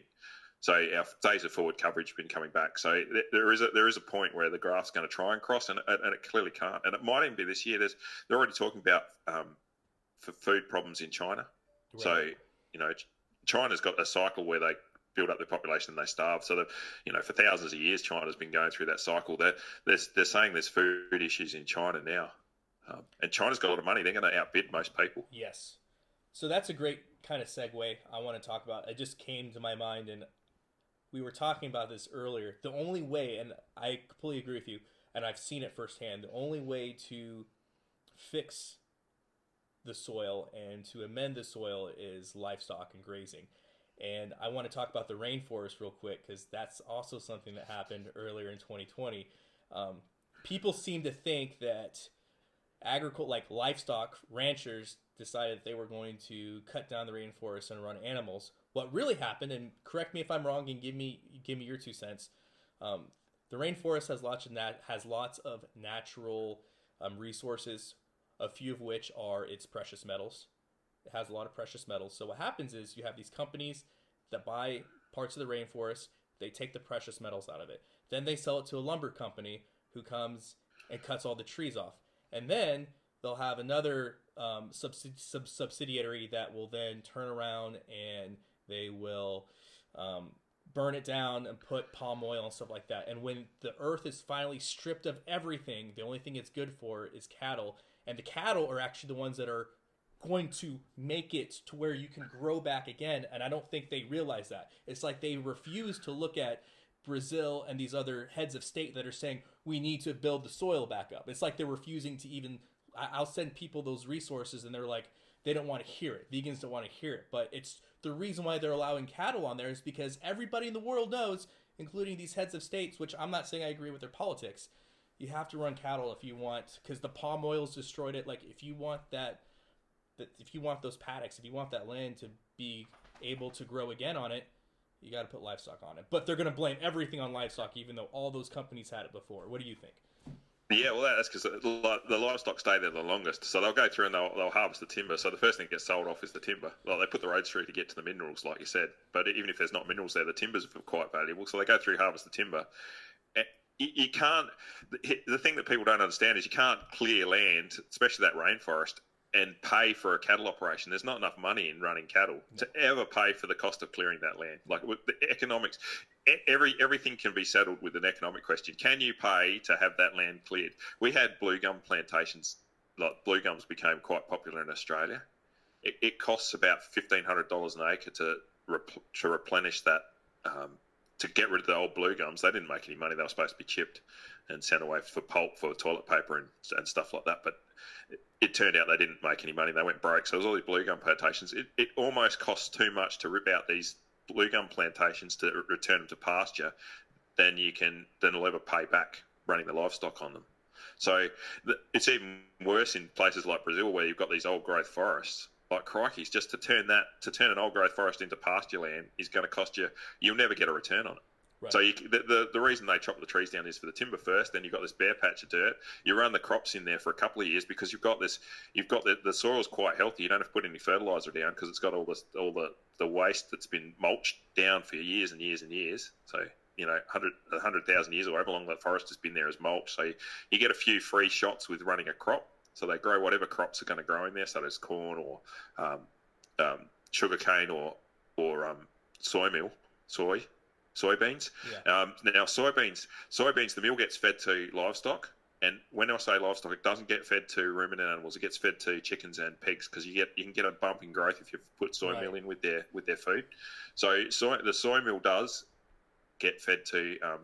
So most of soybean gets fed to livestock. That is true when the vegans say that. The other part of it gets turned into tofu. So the vegans, by buying their soy products, are in fact subsidising the feed that the soy meal that gets fed to animals and the livestock like pigs and chickens. So there is a bit of a that's one of the few products where most of the product is sent to animals when you grow soy meal. But so that's what they do, and then after a few years, the soil's depleted, and then what do? You grow some grass on there and run some livestock on it, and then the soil can come. You can build the soil back up. Yeah, like you said, running. And that's why Brazil is able to export all this cattle because literally for that. And it's funny because you're looking at this from a global economic standpoint, right? Obviously, American farmers, Chad, I forget his name, Sullivan, I want to say, he's very upset about the meat market allowing Brazil, grass-fed cattle into the U.S. because it's hurting his operation, and I get that. But we also have to realize that the reason why they're doing that is because they have to rebuild their soil. They're doing what they need to do to rebuild that land, and I think we only want to look at this from a one-sided perspective, and I think obviously that's what people are going to do. But it's very interesting to see the dynamic and how we are going to vilify as Americans, as vegans are going to vilify. Restoring the rainforest because a bunch of companies did a bunch of stuff before, and hey, we gotta get this land back up and going, and so the only way to do that is Cattle. Well, generally they don't let the rainforest come back. They could, but they don't. Right. They run once it's turned into a cattle ranch. That's what it stays as. And they just. But so if you go back in there and you go, well, what's most of the area turned into? It's all cattle running there, because it doesn't take many years to. First up, chopping the trees down doesn't take very long, and then your growing crop doesn't take very long. You only got a few years cycle. So if you turn up, what's most of the land being used for? It's used to grow cattle. So obviously the rainforest have been stripped out to be cattle, but that's not what actually happened. There was a whole process to get to those cattle. At the end of the day, the Brazilian soil is actually hasn't got that many nutrients. Once you've stripped off that initial vegetable growth, the high rainfall leaches the soil quite quickly. So it really is only ever going to be good for growing cattle on. And so that's what that cleared land gets used for. But you never would have paid to have done that to start with. Run it as a cattle operation, but it ends up being a cattle operation. So everyone turns up and says, "Oh, look, yeah, cleared the rainforest out, turned into a cattle operation." No, that's not what happened. Yeah, that was the end result, but it's not the way it started. Yeah, it's exactly. The cattle being sent to America is they can run it pretty cheap. They've got cheap labour. They can, yeah. And they've got all this cleared up land that's already been paid for. Someone's already paid to clear it out. Right. The whole process to clear it for the cattle to run on has been paid by someone else. First up the timber and then the crops. So yeah, it makes it cheap for everyone else. No, absolutely, and that's why you're so correct. If you want to understand why things are happening, you got to look at it from a monetary standpoint. Because people, like I said, people aren't just going to do things just because. I mean, unless it's completely ideological, there is going to be some kind of gain somewhere. Follow the money. Understand what the profit margin is, and everything will be very clear. It has a crazy way of clearing up, people's intentions and motivations. So I think you're 100% spot on with that. I couldn't agree with you more.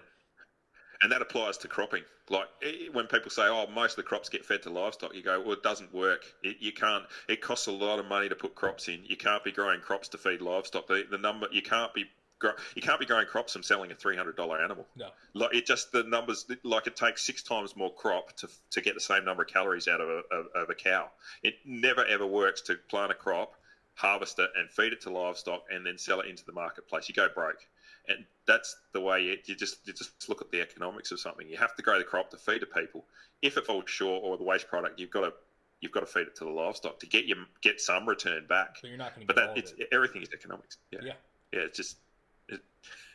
You just look at the economics of it. I was talking to somebody, and he was telling me for I think a couple hundred acres, but to run the pesticide, he needed to put a pesticide down from the air because of some kind of invasive bug species, and it was going to cost him like $10,000 just to run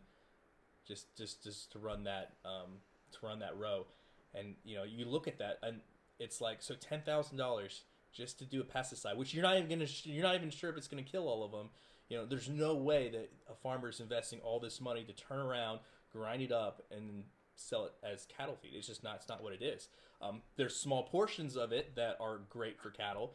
The one I like, the example I like to use to vegans because they have concentration issues is if I have a apple tree and my apple tree produces 100 apples, which for a mature apple tree, it's pretty easy to do. And I take all those apples and I juice them up, or I make pies out of them, or I make food out of them, right?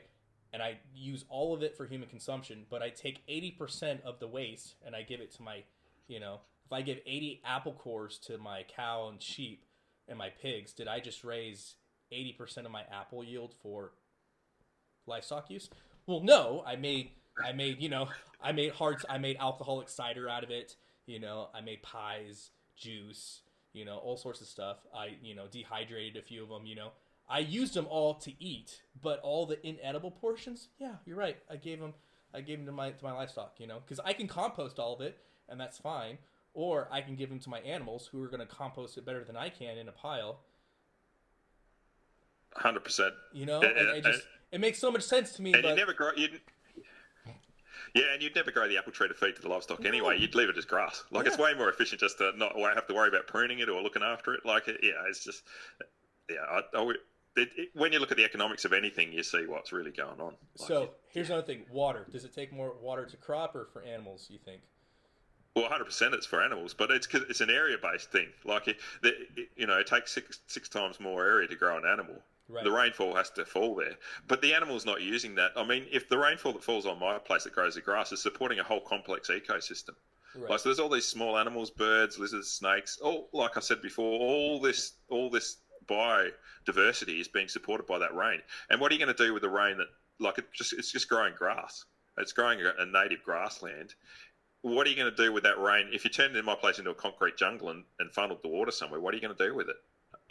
Whereas a crop uses pretty much all the rainfall that falls on it, turns it into the grain, but they've got much more energy dense per acre. Like, they produce much more calories per acre. So if you add up the rainfall that falls to grow a sheep and you compare it to the crop, sure, the sheep uses a heap more water per acre to grow that sheep, but that's supporting everything else. Whereas when it falls on the cropping country, it's not supporting any other life form at all. It's not, yeah. So well, I think when 100%. you look at it in general, I think it takes more. If you're looking at a vegan diet, I think it takes more water to grow these crops, because then you got to grow. Not only do you grow the crop, but like, I think almond milk is a great example. To produce 1 gallon of almond milk, it takes almost 1,000 gallons of water, because you're not only talking about growing it up, but the processing and everything else that's required when, and that's water you have to add for livestock. I mean, especially where I'm at, I don't have to. I mean, they have water out there in a stall, but they hardly use it because of the amount of rain we get here. That's a great point. If you irrigate, which you can't, the numbers don't work to irrigate pasture to feed livestock. Right. So you can't pump water onto grassland and then feed that to livestock. It never ever, the numbers never work. You've got that $600 a night to run your big centre pivots. The centre pivots never are used to grow. You'll see livestock grazing underneath them, but they're only eating the trash after a harvest. Or right. You can graze some crops before you harvest them. If you're very careful and selective, you can graze them before they mature and you don't get a production hit. So you can, if you're very careful, you can, but you'd never run that boom spray to feed the livestock. That's used to grow high value crops, right. And then they're harvested and the livestock get the waste. And if you're pumping water, then that it's always going to use more water for producing, because you don't pump water to feed livestock, so it's just natural rainfall. Right. So you shouldn't really include that in the equation. And the area thing, they use the area too. Vegans do, though. They have to. They have to include the water it takes to grow crops that most of the cows aren't getting anyway, because we're only, you know what I mean? So that's what they do. They take how much water it takes to grow crops, and then they take how much water it takes. So they're adding all this water up when in reality, it's not even applicable. If we're talking about what it takes to grow a cow, it can be, if you're on pasture, and it sounds like, I mean, most pasture that's grass, that's pasture raised, it's already naturally there. You don't have to put any more inputs. It's what it is. But vegans, they refuse to take that as an example. They have to include the water that goes into everything else, the irrigation, the whole 9 yards. So it's not even an applicable argument. No, there's a very difference between natural rainfall and pumping irrigation. Right. Like, so there's no pumped irrigation to feed livestock. It's except for maybe their troughs. But that's only a tiny amount of water. Like, it's not what's growing their feed is what and they include the area. So places like Central Australia will run 1 cow per square mile. They say, look how much area these cattle need to grow, and it's like, yeah, but they're not doing any damage to the landscape either. They're just grazing through the landscape, eating the vegetation that grows naturally. Right. And then they turn it into manure, which fertilises the soil, and then they move on. And so, yeah, the vegans have got some very arguments that don't stack up. There's two types of waters. There's water you've got to pump, and there's water that falls as natural rainfall. And you've got to, if you're naturally growing grass and the livestock eat the grass, that's very different to pumping water and growing an almond orchard. I totally agree with you. And so I think it goes without saying. I'm only saying it, and I know I'm going to get I already know what your face is going to do, because it's what my face is going to do. But do we need to talk about cow farts, or has this been debunked enough times to where I don't think people realize that when cows eat grass, grass grows. Grass is something that sequesters carbon and all this other stuff, and methane. And so the more pasture that is being constantly mowed and manicured and taken care of, the more that it is absorbing from the atmosphere. So the better off we are from a climate standpoint. I think that goes without saying, but I just thought I'd throw that in there, and you can comment on you want. But somehow, by eating steak and sheep and pigs and all this stuff, we are going to cause climate crisis that's going to just destroy the world, and that's what it is. Well, the livestock were naturally here anyway. Like in the US, there was like 10 million bison. Yeah. Like they would have been farting anyway. Yeah. So that methane, we got to separate it from what the naturally, like if my place was turned into a cropping operation, if I turned my whole 1,500 acres into a cropping operation, then the amount of fossil fuel, the amount of diesel, the amount of chemical that would be coming into this place would be off the charts. Whereas I only bring chemical to drench my sheep. I don't use any other chemical for anything else. And so it's a tiny portion. If I stack the drums up here, it wouldn't even cover my face on the desk. So the difference between the amount of chemicals, the amount of inputs I bring in to keep my place running as a sheep producing property compared to if it was cropping, and all that stuff is from fossil fuels. Right. If you go cropping, everything is from fossil fuels. The big tractors, yeah, and the crops rotting on the ground, like the waste product left over, that releases methane too. Yes. Like there's a methane cycle. The methane that's being produced from livestock, it's natural, and it's going to be there unless you turn it into a cropping operation. You're going to have the kangaroos and emus are going to come here and fart methane. So you're going to get it in the neck from methane anyway. It's almost like you're saying that nature has its already set rules of. It's like a vacuum. You take one thing away, something else is going to come into its place. Is that what you're saying? So it's almost like you're saying that nature has a hierarchy, and if you were to be a completely cropping operation, you're going to be killing even more animals than. And using heat more fossil fuel. Right. So all the steel that goes in those big tractors are nearly $500,000 now, like the 400 horsepower tractors in Australian dollars. And they change them over every 10 years. They don't last very long. And there's these, you've got a 10-ton tractor. Imagine the amount of fossil fuel and energy that's gone into making that steel, let alone the diesel that gets burned in it. And then you've got your header and your field chasing bins. You've got all this infrastructure that goes into cropping that's all funded by the petroleum industry. Right. Like everything is produced by, and then you say that the odd cow fart is destroying the environment. That's just it's crazy talk. And refrigeration for the vegan stuff, like you've got to refrigerate livestock too, but it's much more energy dense. Right. So and it doesn't have to get transported very far. There's cattle in every corner of the planet except for Antarctica. So you don't have to go very far to eat a cow. You got to go a long way if you want to eat a kiwi fruit or a pineapple, like you said before. I agree with you because I did a video on B12 on supplementation, and so to put things in perspective, and I think that when I put it like this, and I think you'll agree, when we're talking about animal products and versus just take a B12 supplement, there are some great B12 supplements. They have the sublingual ones.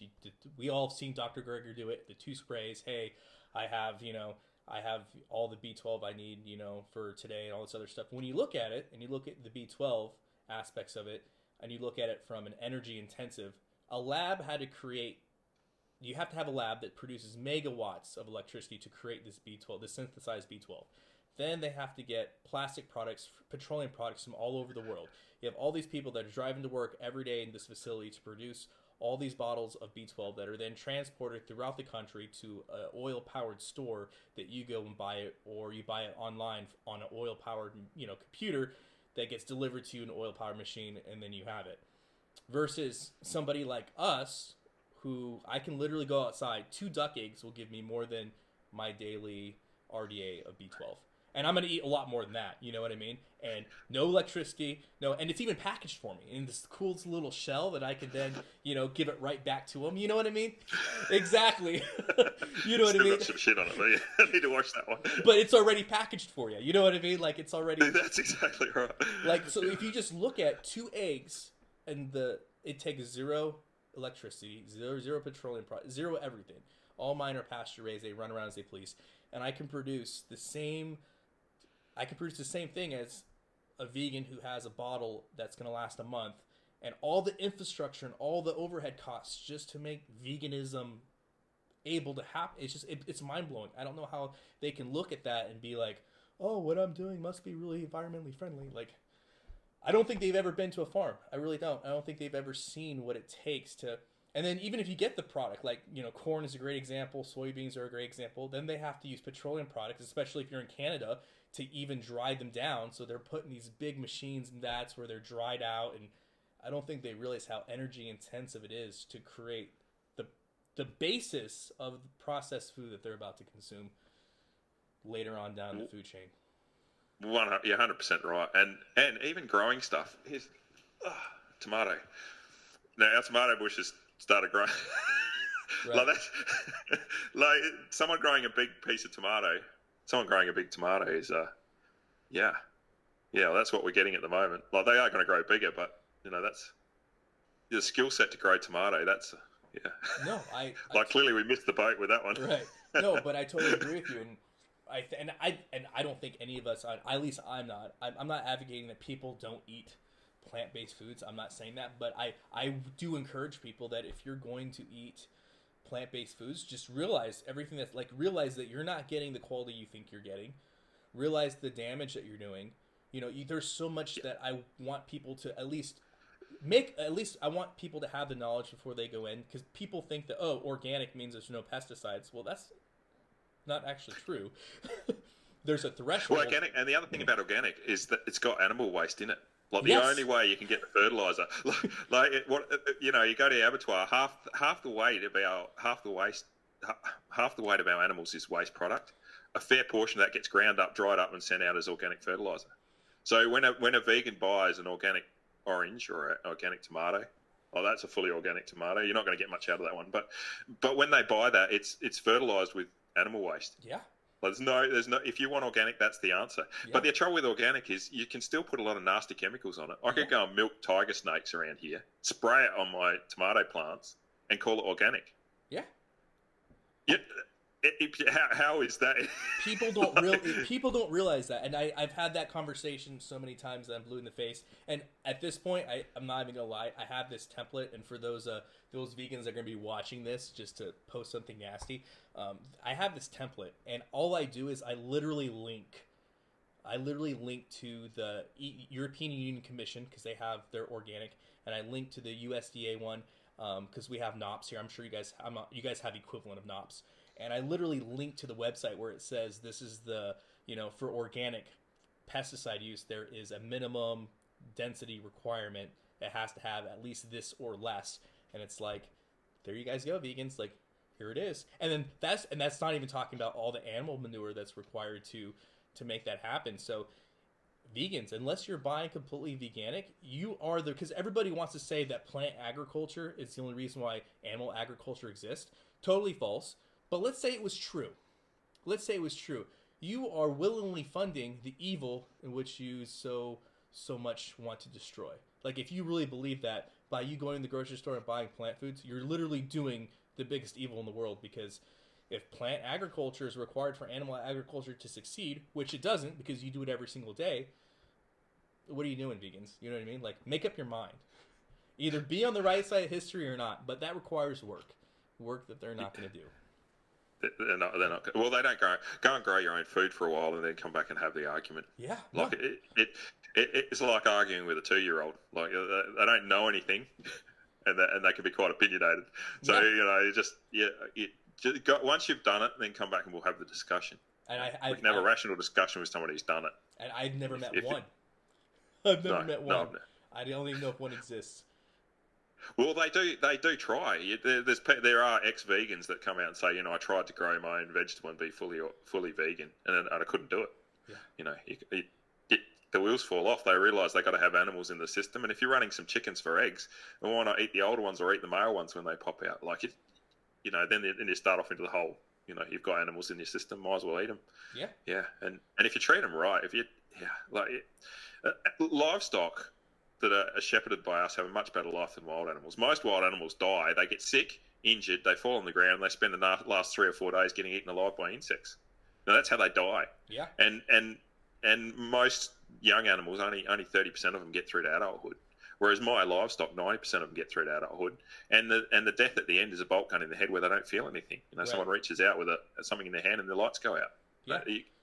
There's no comparison. So for me, for our chicken season, like I said, we started off really bad this year. We were almost 2 months late. No chickens were going to the feed stores just because of the fact that we were having this transportation issue within the Postal Service, because the Postal Service here in the United States is a government rolled.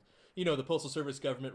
I don't know if your guys' system is the same, or if you guys have let the free market finally liberate you guys. But our postal service is all government run, and it's the best system in the world. I'm saying that because there's a gun to my head right now, guys. Yeah. No. I think ours might be the best. Yeah. We're government run too. Yeah. And so we were late. So I was taking all my eggs, and I was literally incubating them, hatching them out, and then I was selling. I mean, I couldn't hold on to them. But every once in a while, you have a few that didn't get bought, and people want baby chicks, right? So then I'd put them in with the rest. And then come towards the end of the season, I had all these roosters that got to grow out, get to maturation, and guess what? We were able to fill our freezers with some high quality pasture raised chicken meat, and it was outstanding. It was great. I mean, I had more than enough to give to friends as gifts and this, like, here you go. And it's really crazy, what you can do if you just use a little bit of your mind and then realize. Because what did I do, especially with my pigs this year?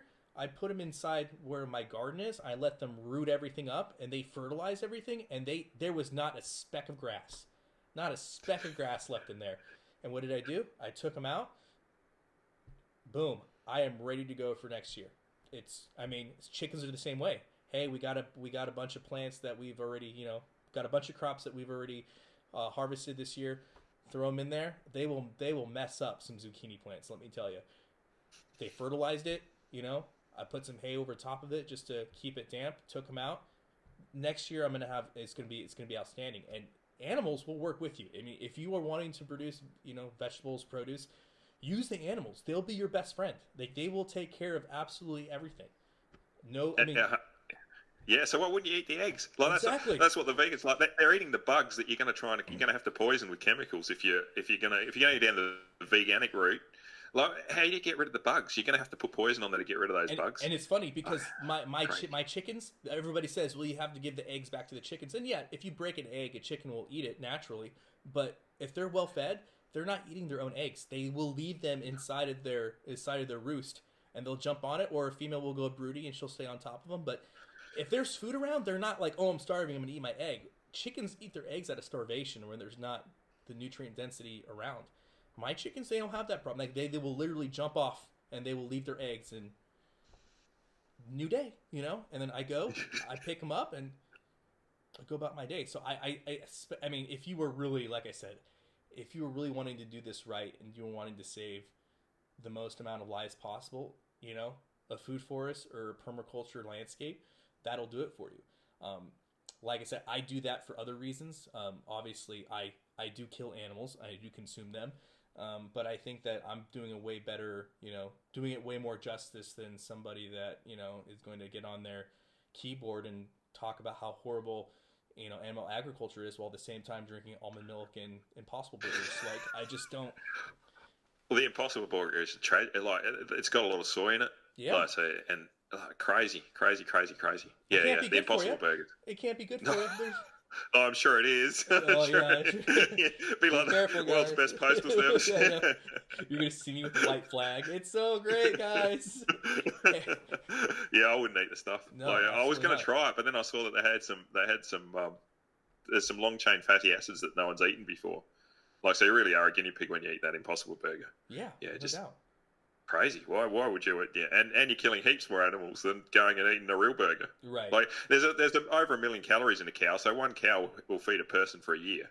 Like, if you chop a cow up and put it in your freezer, now if you put it in your freezer, you're killing a lot of animals because the power going into producing. So the best way, if you wanted to be the most ethical on the planet, you'd have 365 people and you kill a cow each day and eat. Yeah. So you're responsible for 1 over 365 of a death each day. So you're in the end, you're responsible for 1 cow death a year. Right. But if you're a vegan, you already have a refrigerator for all the produce you have to buy anyway. So electricity. That's killed a stack of animals. Yeah. Yeah, it's great. Madness. Just absolute madness. Yeah. So, vegans are kind of gone off in Australia because they can't invade the farms anymore. We've got a lot more protections have come in. Good. So I've kind of, the vegans are just, and I think the vegan movement's been damaged by the crop death thing and the fact that during this pandemic, no one's buying vegan stuff. No. Like, you go into the supermarket shelves will be stripped except one section which is still chock-a-block and it's all the vegan crap. So, the supermarkets would have paid attention to that and gone, what do people actually want to buy?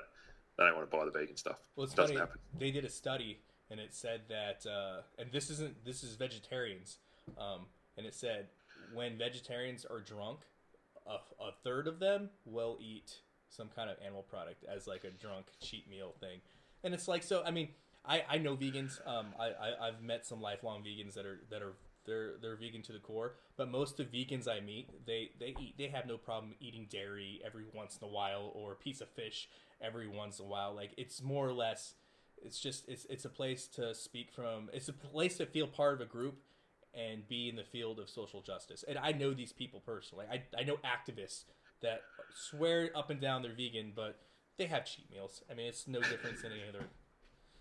They're people like everybody else. You know what I mean? So if you have, Well, I think they have to. go ahead. I think their mineral deficiencies will get them in the end. Well, to. there's one food you can eat and exclusively eat, and you don't get sick, and that's steak. Yeah. How come it is that you can eat a T-bone and nothing else? That's the superfood. Yeah. No one wants to identify that, but you can just eat steak and you don't get sick as long as it's fresh. Right. Otherwise, you get scurvy.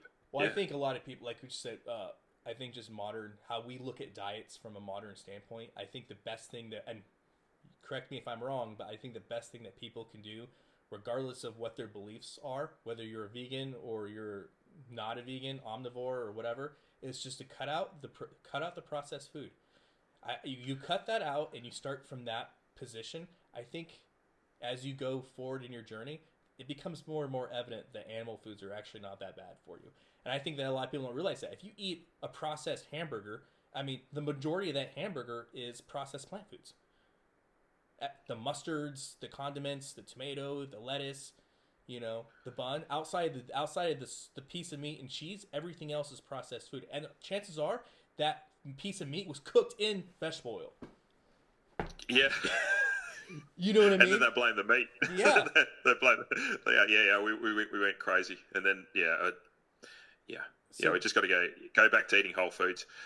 Yeah, but you've got to get close to your food. Like your title is, you've got prepper in your title. I think if people want to prepare for what's going forward, you've got to get closer to your food producers. Get out of the cities. Like the cities are going to be train wreck if there's any kind of food crisis. Right. So this is this is obviously more my realm.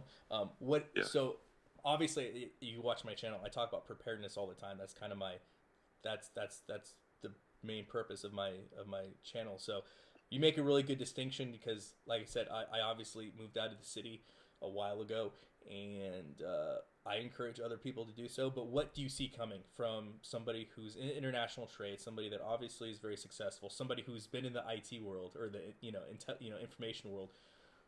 Obviously different than what you normally talk about. But what do you see happening, or what should people be worried about? Like, what should the average person that is watching us now talk about these things? What is your advice to them? Well, the reason I bought a farm was that, I'm a closet prepper. Like, I wanted to be on the food production side because I could see these supply and demand curves crossing over. Right. So I never came out and said, I'm a prepper, because for a while the prepper word was, it was on the nose. A tinfoil hat wearing bloody conspiracy. We got some tinfoil here for you. Get some tinfoil hats on. But when you look at, like, I was doing it because of that supply demand curve. Simple, like I could see going forward, and you see the cities getting concreted over, and they can't grow their own food, and the number of people involved in agriculture is about 1.5% of the population. And the actual people on the ground growing the food is even less than that, supporting all these other people that are just expecting their food to come in trucks. It'll only take a break in. It only take a breakdown in the supply chain. Even the truck's not running properly. If there's a fossil fuel glitch in Australia, for all, we only had 24 hours of forward coverage of diesel. If the ships weren't coming in with fresh diesel every day, Australia was going to run out of diesel, and that drives the tractors and the trucks. So that would have stopped the food getting to the supermarkets.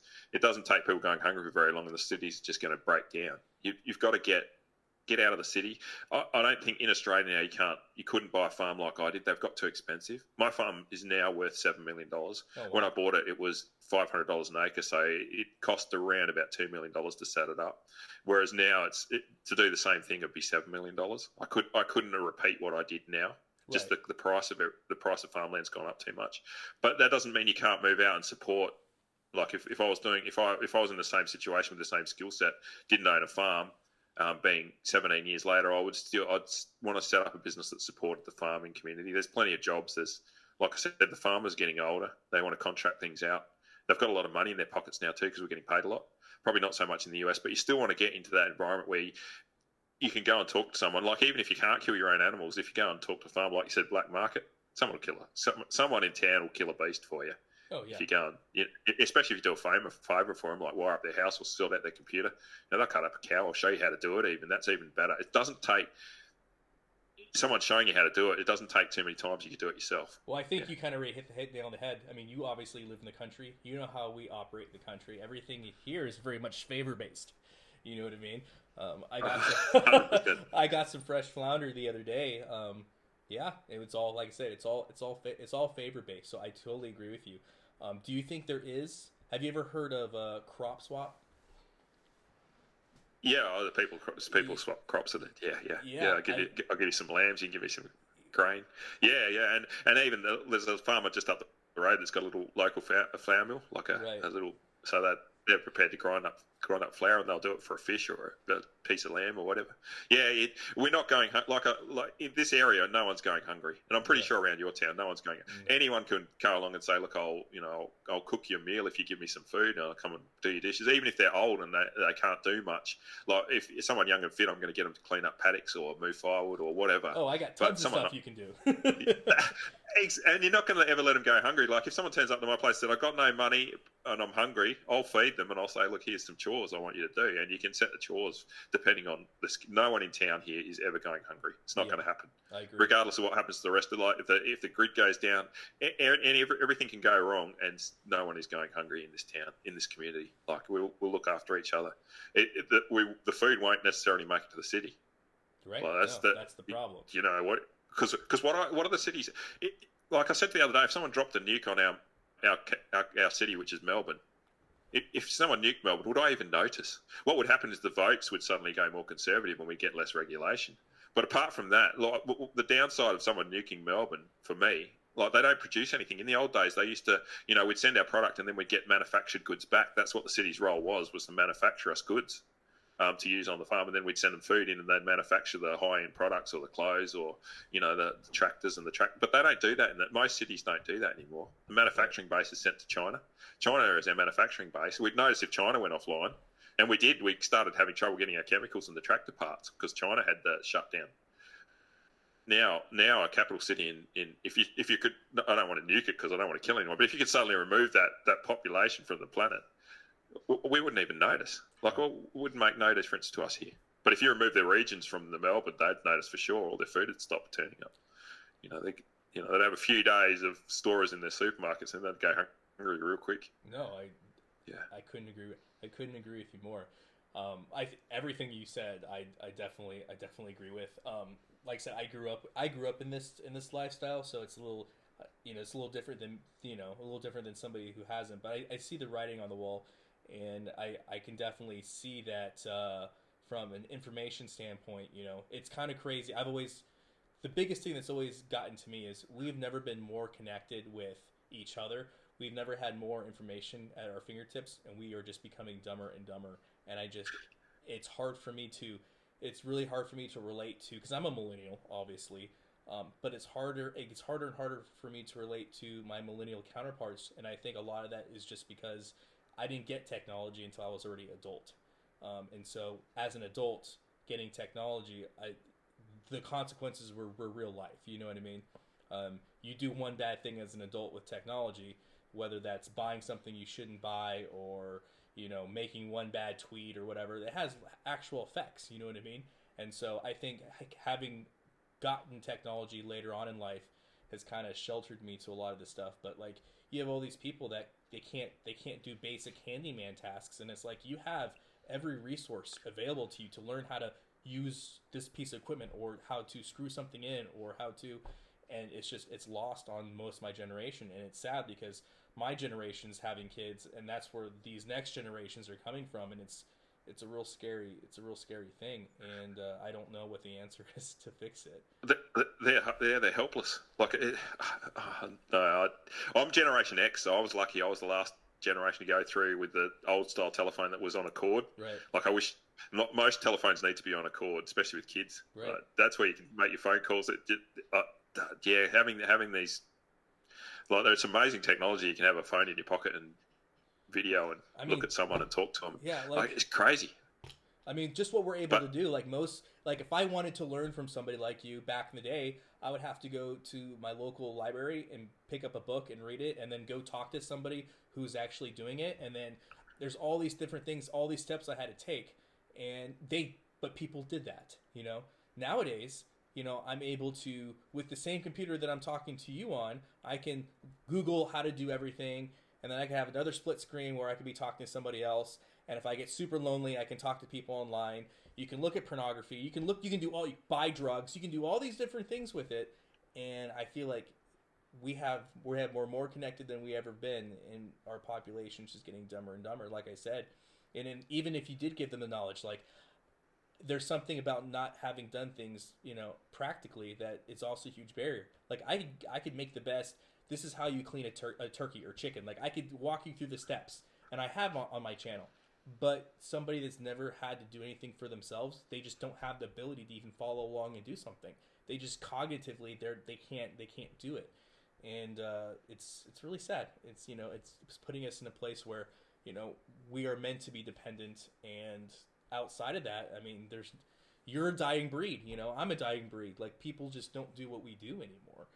And I think the country kids are different though. Like, even though they've got the technology, most of them are different. Like, they still, in my town, they still ride their bikes around on the street without parental supervision. Like, you can go down and you'll see a 5-year-old kid riding it, and the town looks out for them. Right. So small communities are like, you wouldn't see that in the city. Right. When I go and visit my sister in the city, there's no kids out even on the front lawns. Like, they might get kidnapped or molested or something. Right. And we're doing way worse to them mentally than the odd one getting kidnapped or murdered or whatever happens to them. The fear of someone gets kidnapped in Los Angeles and suddenly the whole planet locks down and they won't let the kids out on the front lawn. We're doing this crazy, whatever happens anywhere on the planet now could happen here. So everyone takes the worst case scenario and applies it to there, when in actual fact you're doing way worse for the kids, not allowing them to go out and socialise and ride their bikes around and get out and take the phones off them. Well, especially with everything going on with people being locked in, I think that I know suicide is at an all-time high. All these different things are at an all-time high, and I think the answer is pretty simple, but at the same time, it's not a popular belief. But I think you're right. People have to do it safely, but people have to get out and they have to get that sun. They have to experience life. They have to do things, and I don't think that's controversial. But unless you're just call it peaceful protest. That's all you got to do. We're outside. We're taking care of animals. We're peacefully protesting here, and I'm taking care of my animals. I don't know. Yeah, well, I haven't actually noticed too much, except we can't cross the border because they've shut the states down. Yeah. And I've got a fast aeroplane, but personally here, we've hardly noticed anything. No, where I'm at, I'm fine. But for my work, sometimes I travel outside of states and stuff, and you definitely, when I have to go to the city to do a conference or something, I definitely notice it. I'm kind of saying where we're at, like where we're here. And what a lot of people don't realize about the smaller communities, like just the community that I'm in, for the state I'm in, 95% of all funding for COVID-19 went to 3 counties, and my county was not one of them. So literally, our nearest city got a box of hand sanitizer and some surgical masks, and that was it. So the issue is, you can walk around in my town and you can go into a store without a mask on and nobody's going to say anything, because the government doesn't have, the reach, the amount of money it would take to send somebody out there to start causing a riot, causing a mess. It's just not worth it. Our population density is so low that we literally fly under the radar. Nobody cares about us, which is a good thing, because all the money and all the infrastructure is out in these big cities, controlling them and implementing all. It's a cost-benefit analysis. The more rustic your people are, the less they need from the government, meaning the less funding they get, and the less resources and manpower are going to go into doing anything with them. It makes sense. It's like you said, follow the money. We don't get the money, therefore we know we're not going to see them. The thing they take their eye off the ball is, though, their regional areas are actually producing the money now. Like, what are the cities producing? Like, so it's all the farm product that gets sent to the city. Right. So even though the resources are all directed to the city, because that's where the population density is, that's not actually where the real wealth is being generated. Right. It's all being generated in the region. So the hillbillies and the rednecks like me, you know, we're actually producing the wealth. Absolutely. And we don't. And I actually prefer the government to be out of my business. Like, our town is over policed. We've got 3 coppers.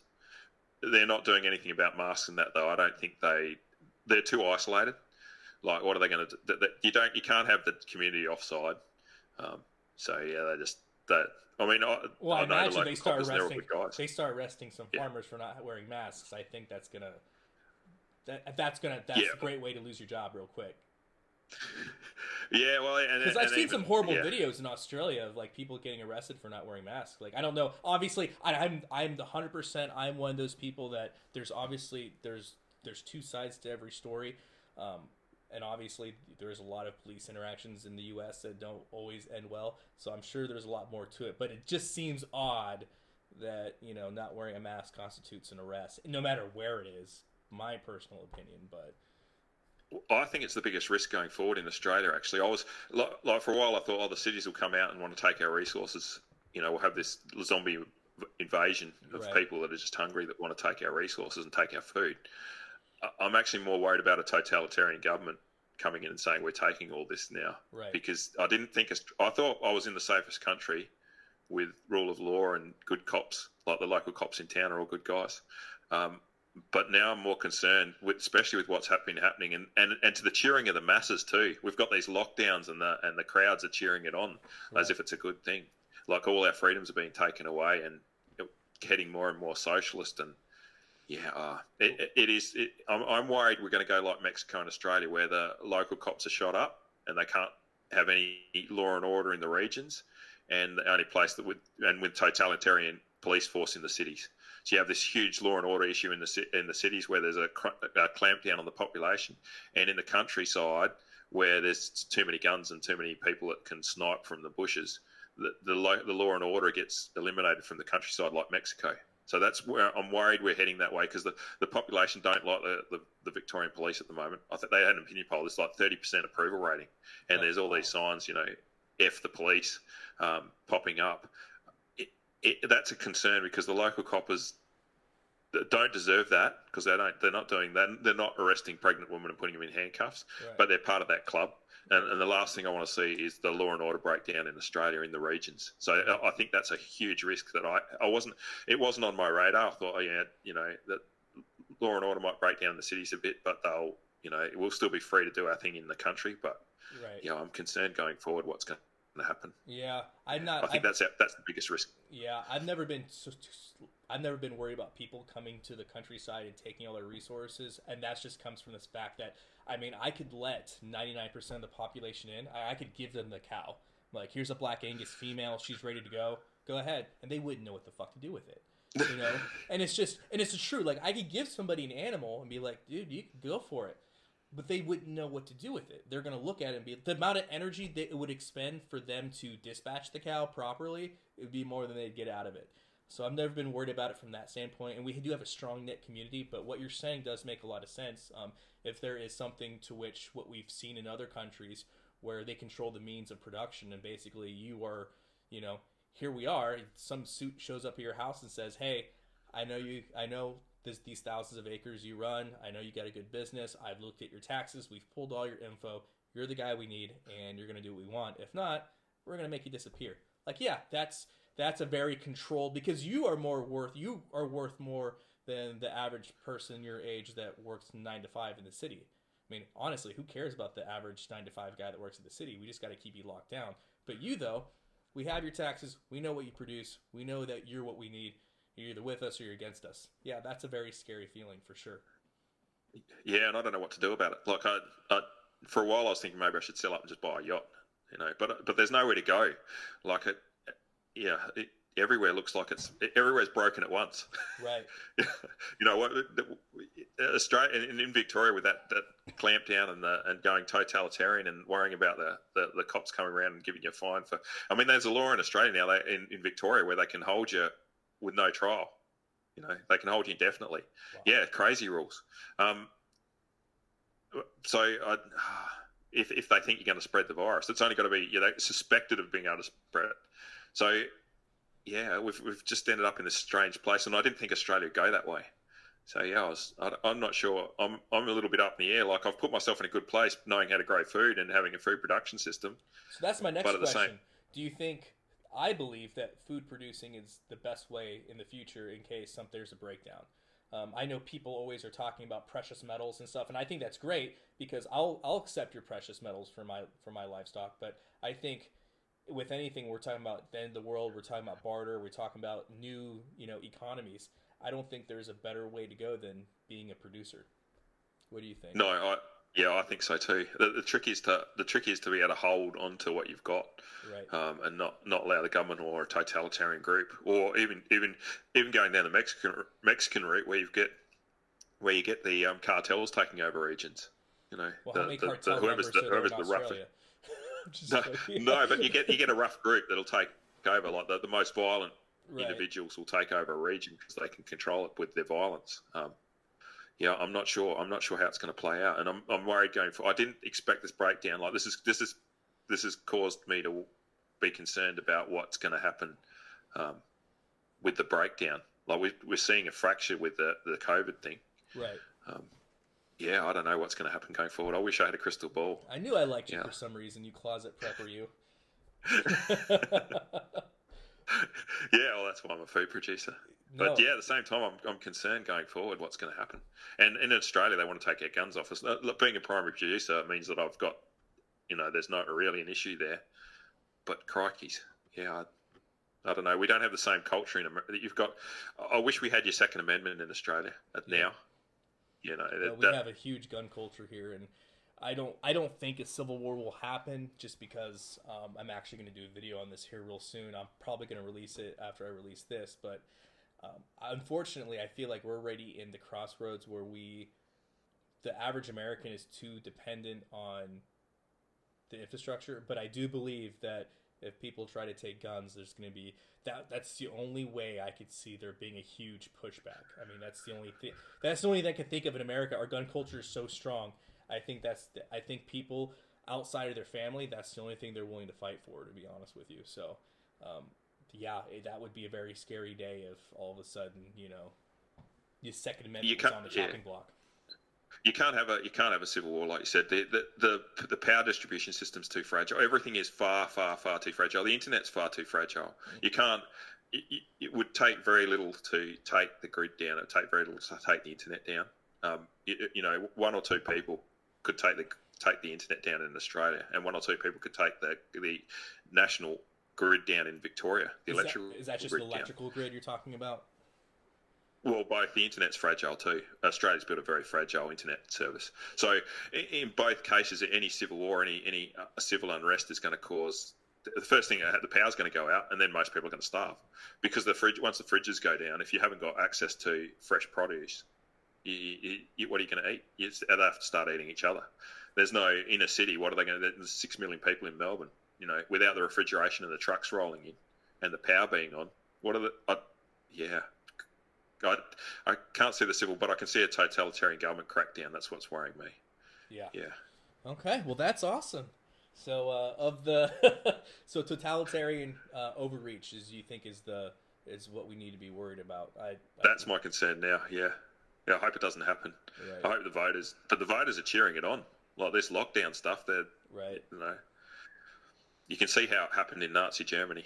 So we're looking at a power grab right now. That's what we should be. I think so. Yeah. Very concerned, because the rural population is quite small. No one cares about our votes. Like, we're 2% of the population. Like, no one gives a shit what we vote. Right. The cities will get what they want. But that's good stuff. It is my concern going forward. No, that's good stuff, and that's unlike other people.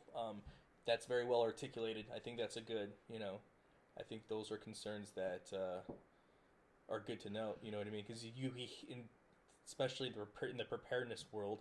Preparedness is the prepper world on YouTube is very black. It's the dark web of YouTube.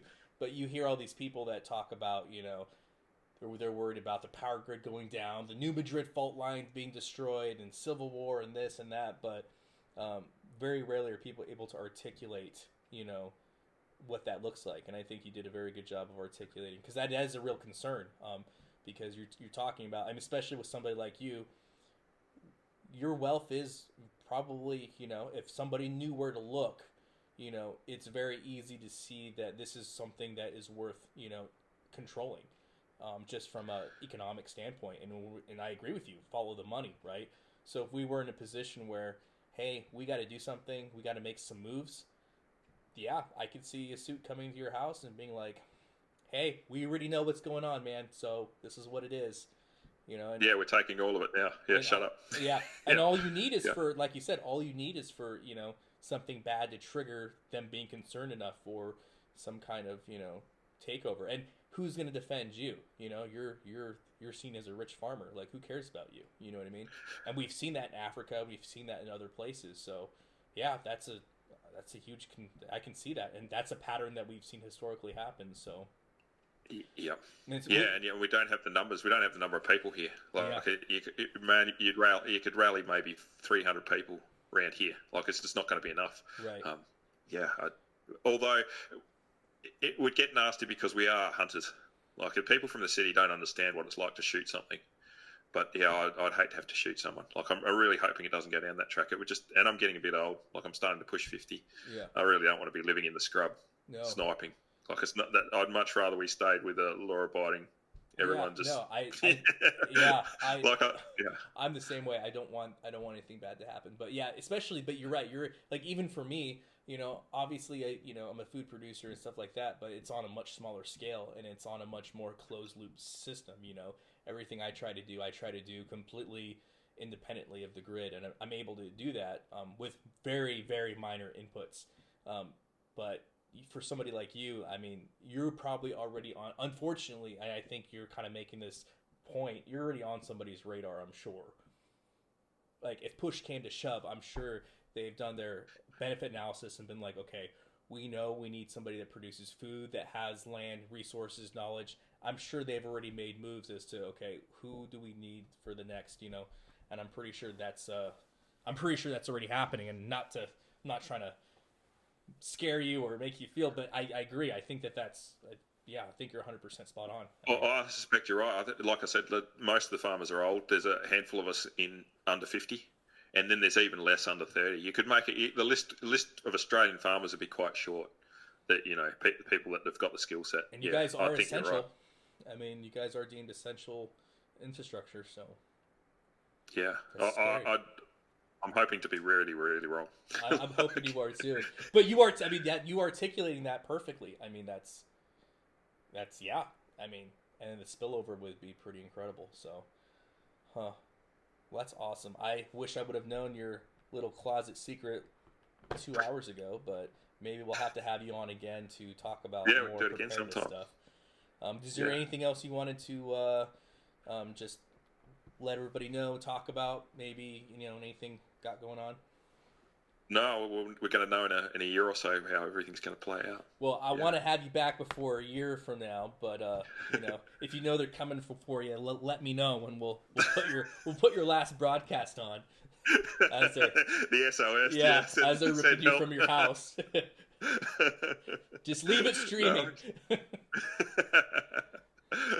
Thanks, Mike. It's great talking to you, and great. And hi to everyone that supports your channel. It's it's important. I don't care how many subs someone's got. If you're going to be good fun to talk to, awesome. It's been great. No, it's been great, and hopefully, if you ever find time to get your channel up and going, you let us know, and we'll, I'll post a link to your channel. I know it hasn't been 100% active a whole lot, but hopefully, maybe you'll come back and grace us with your knowledge.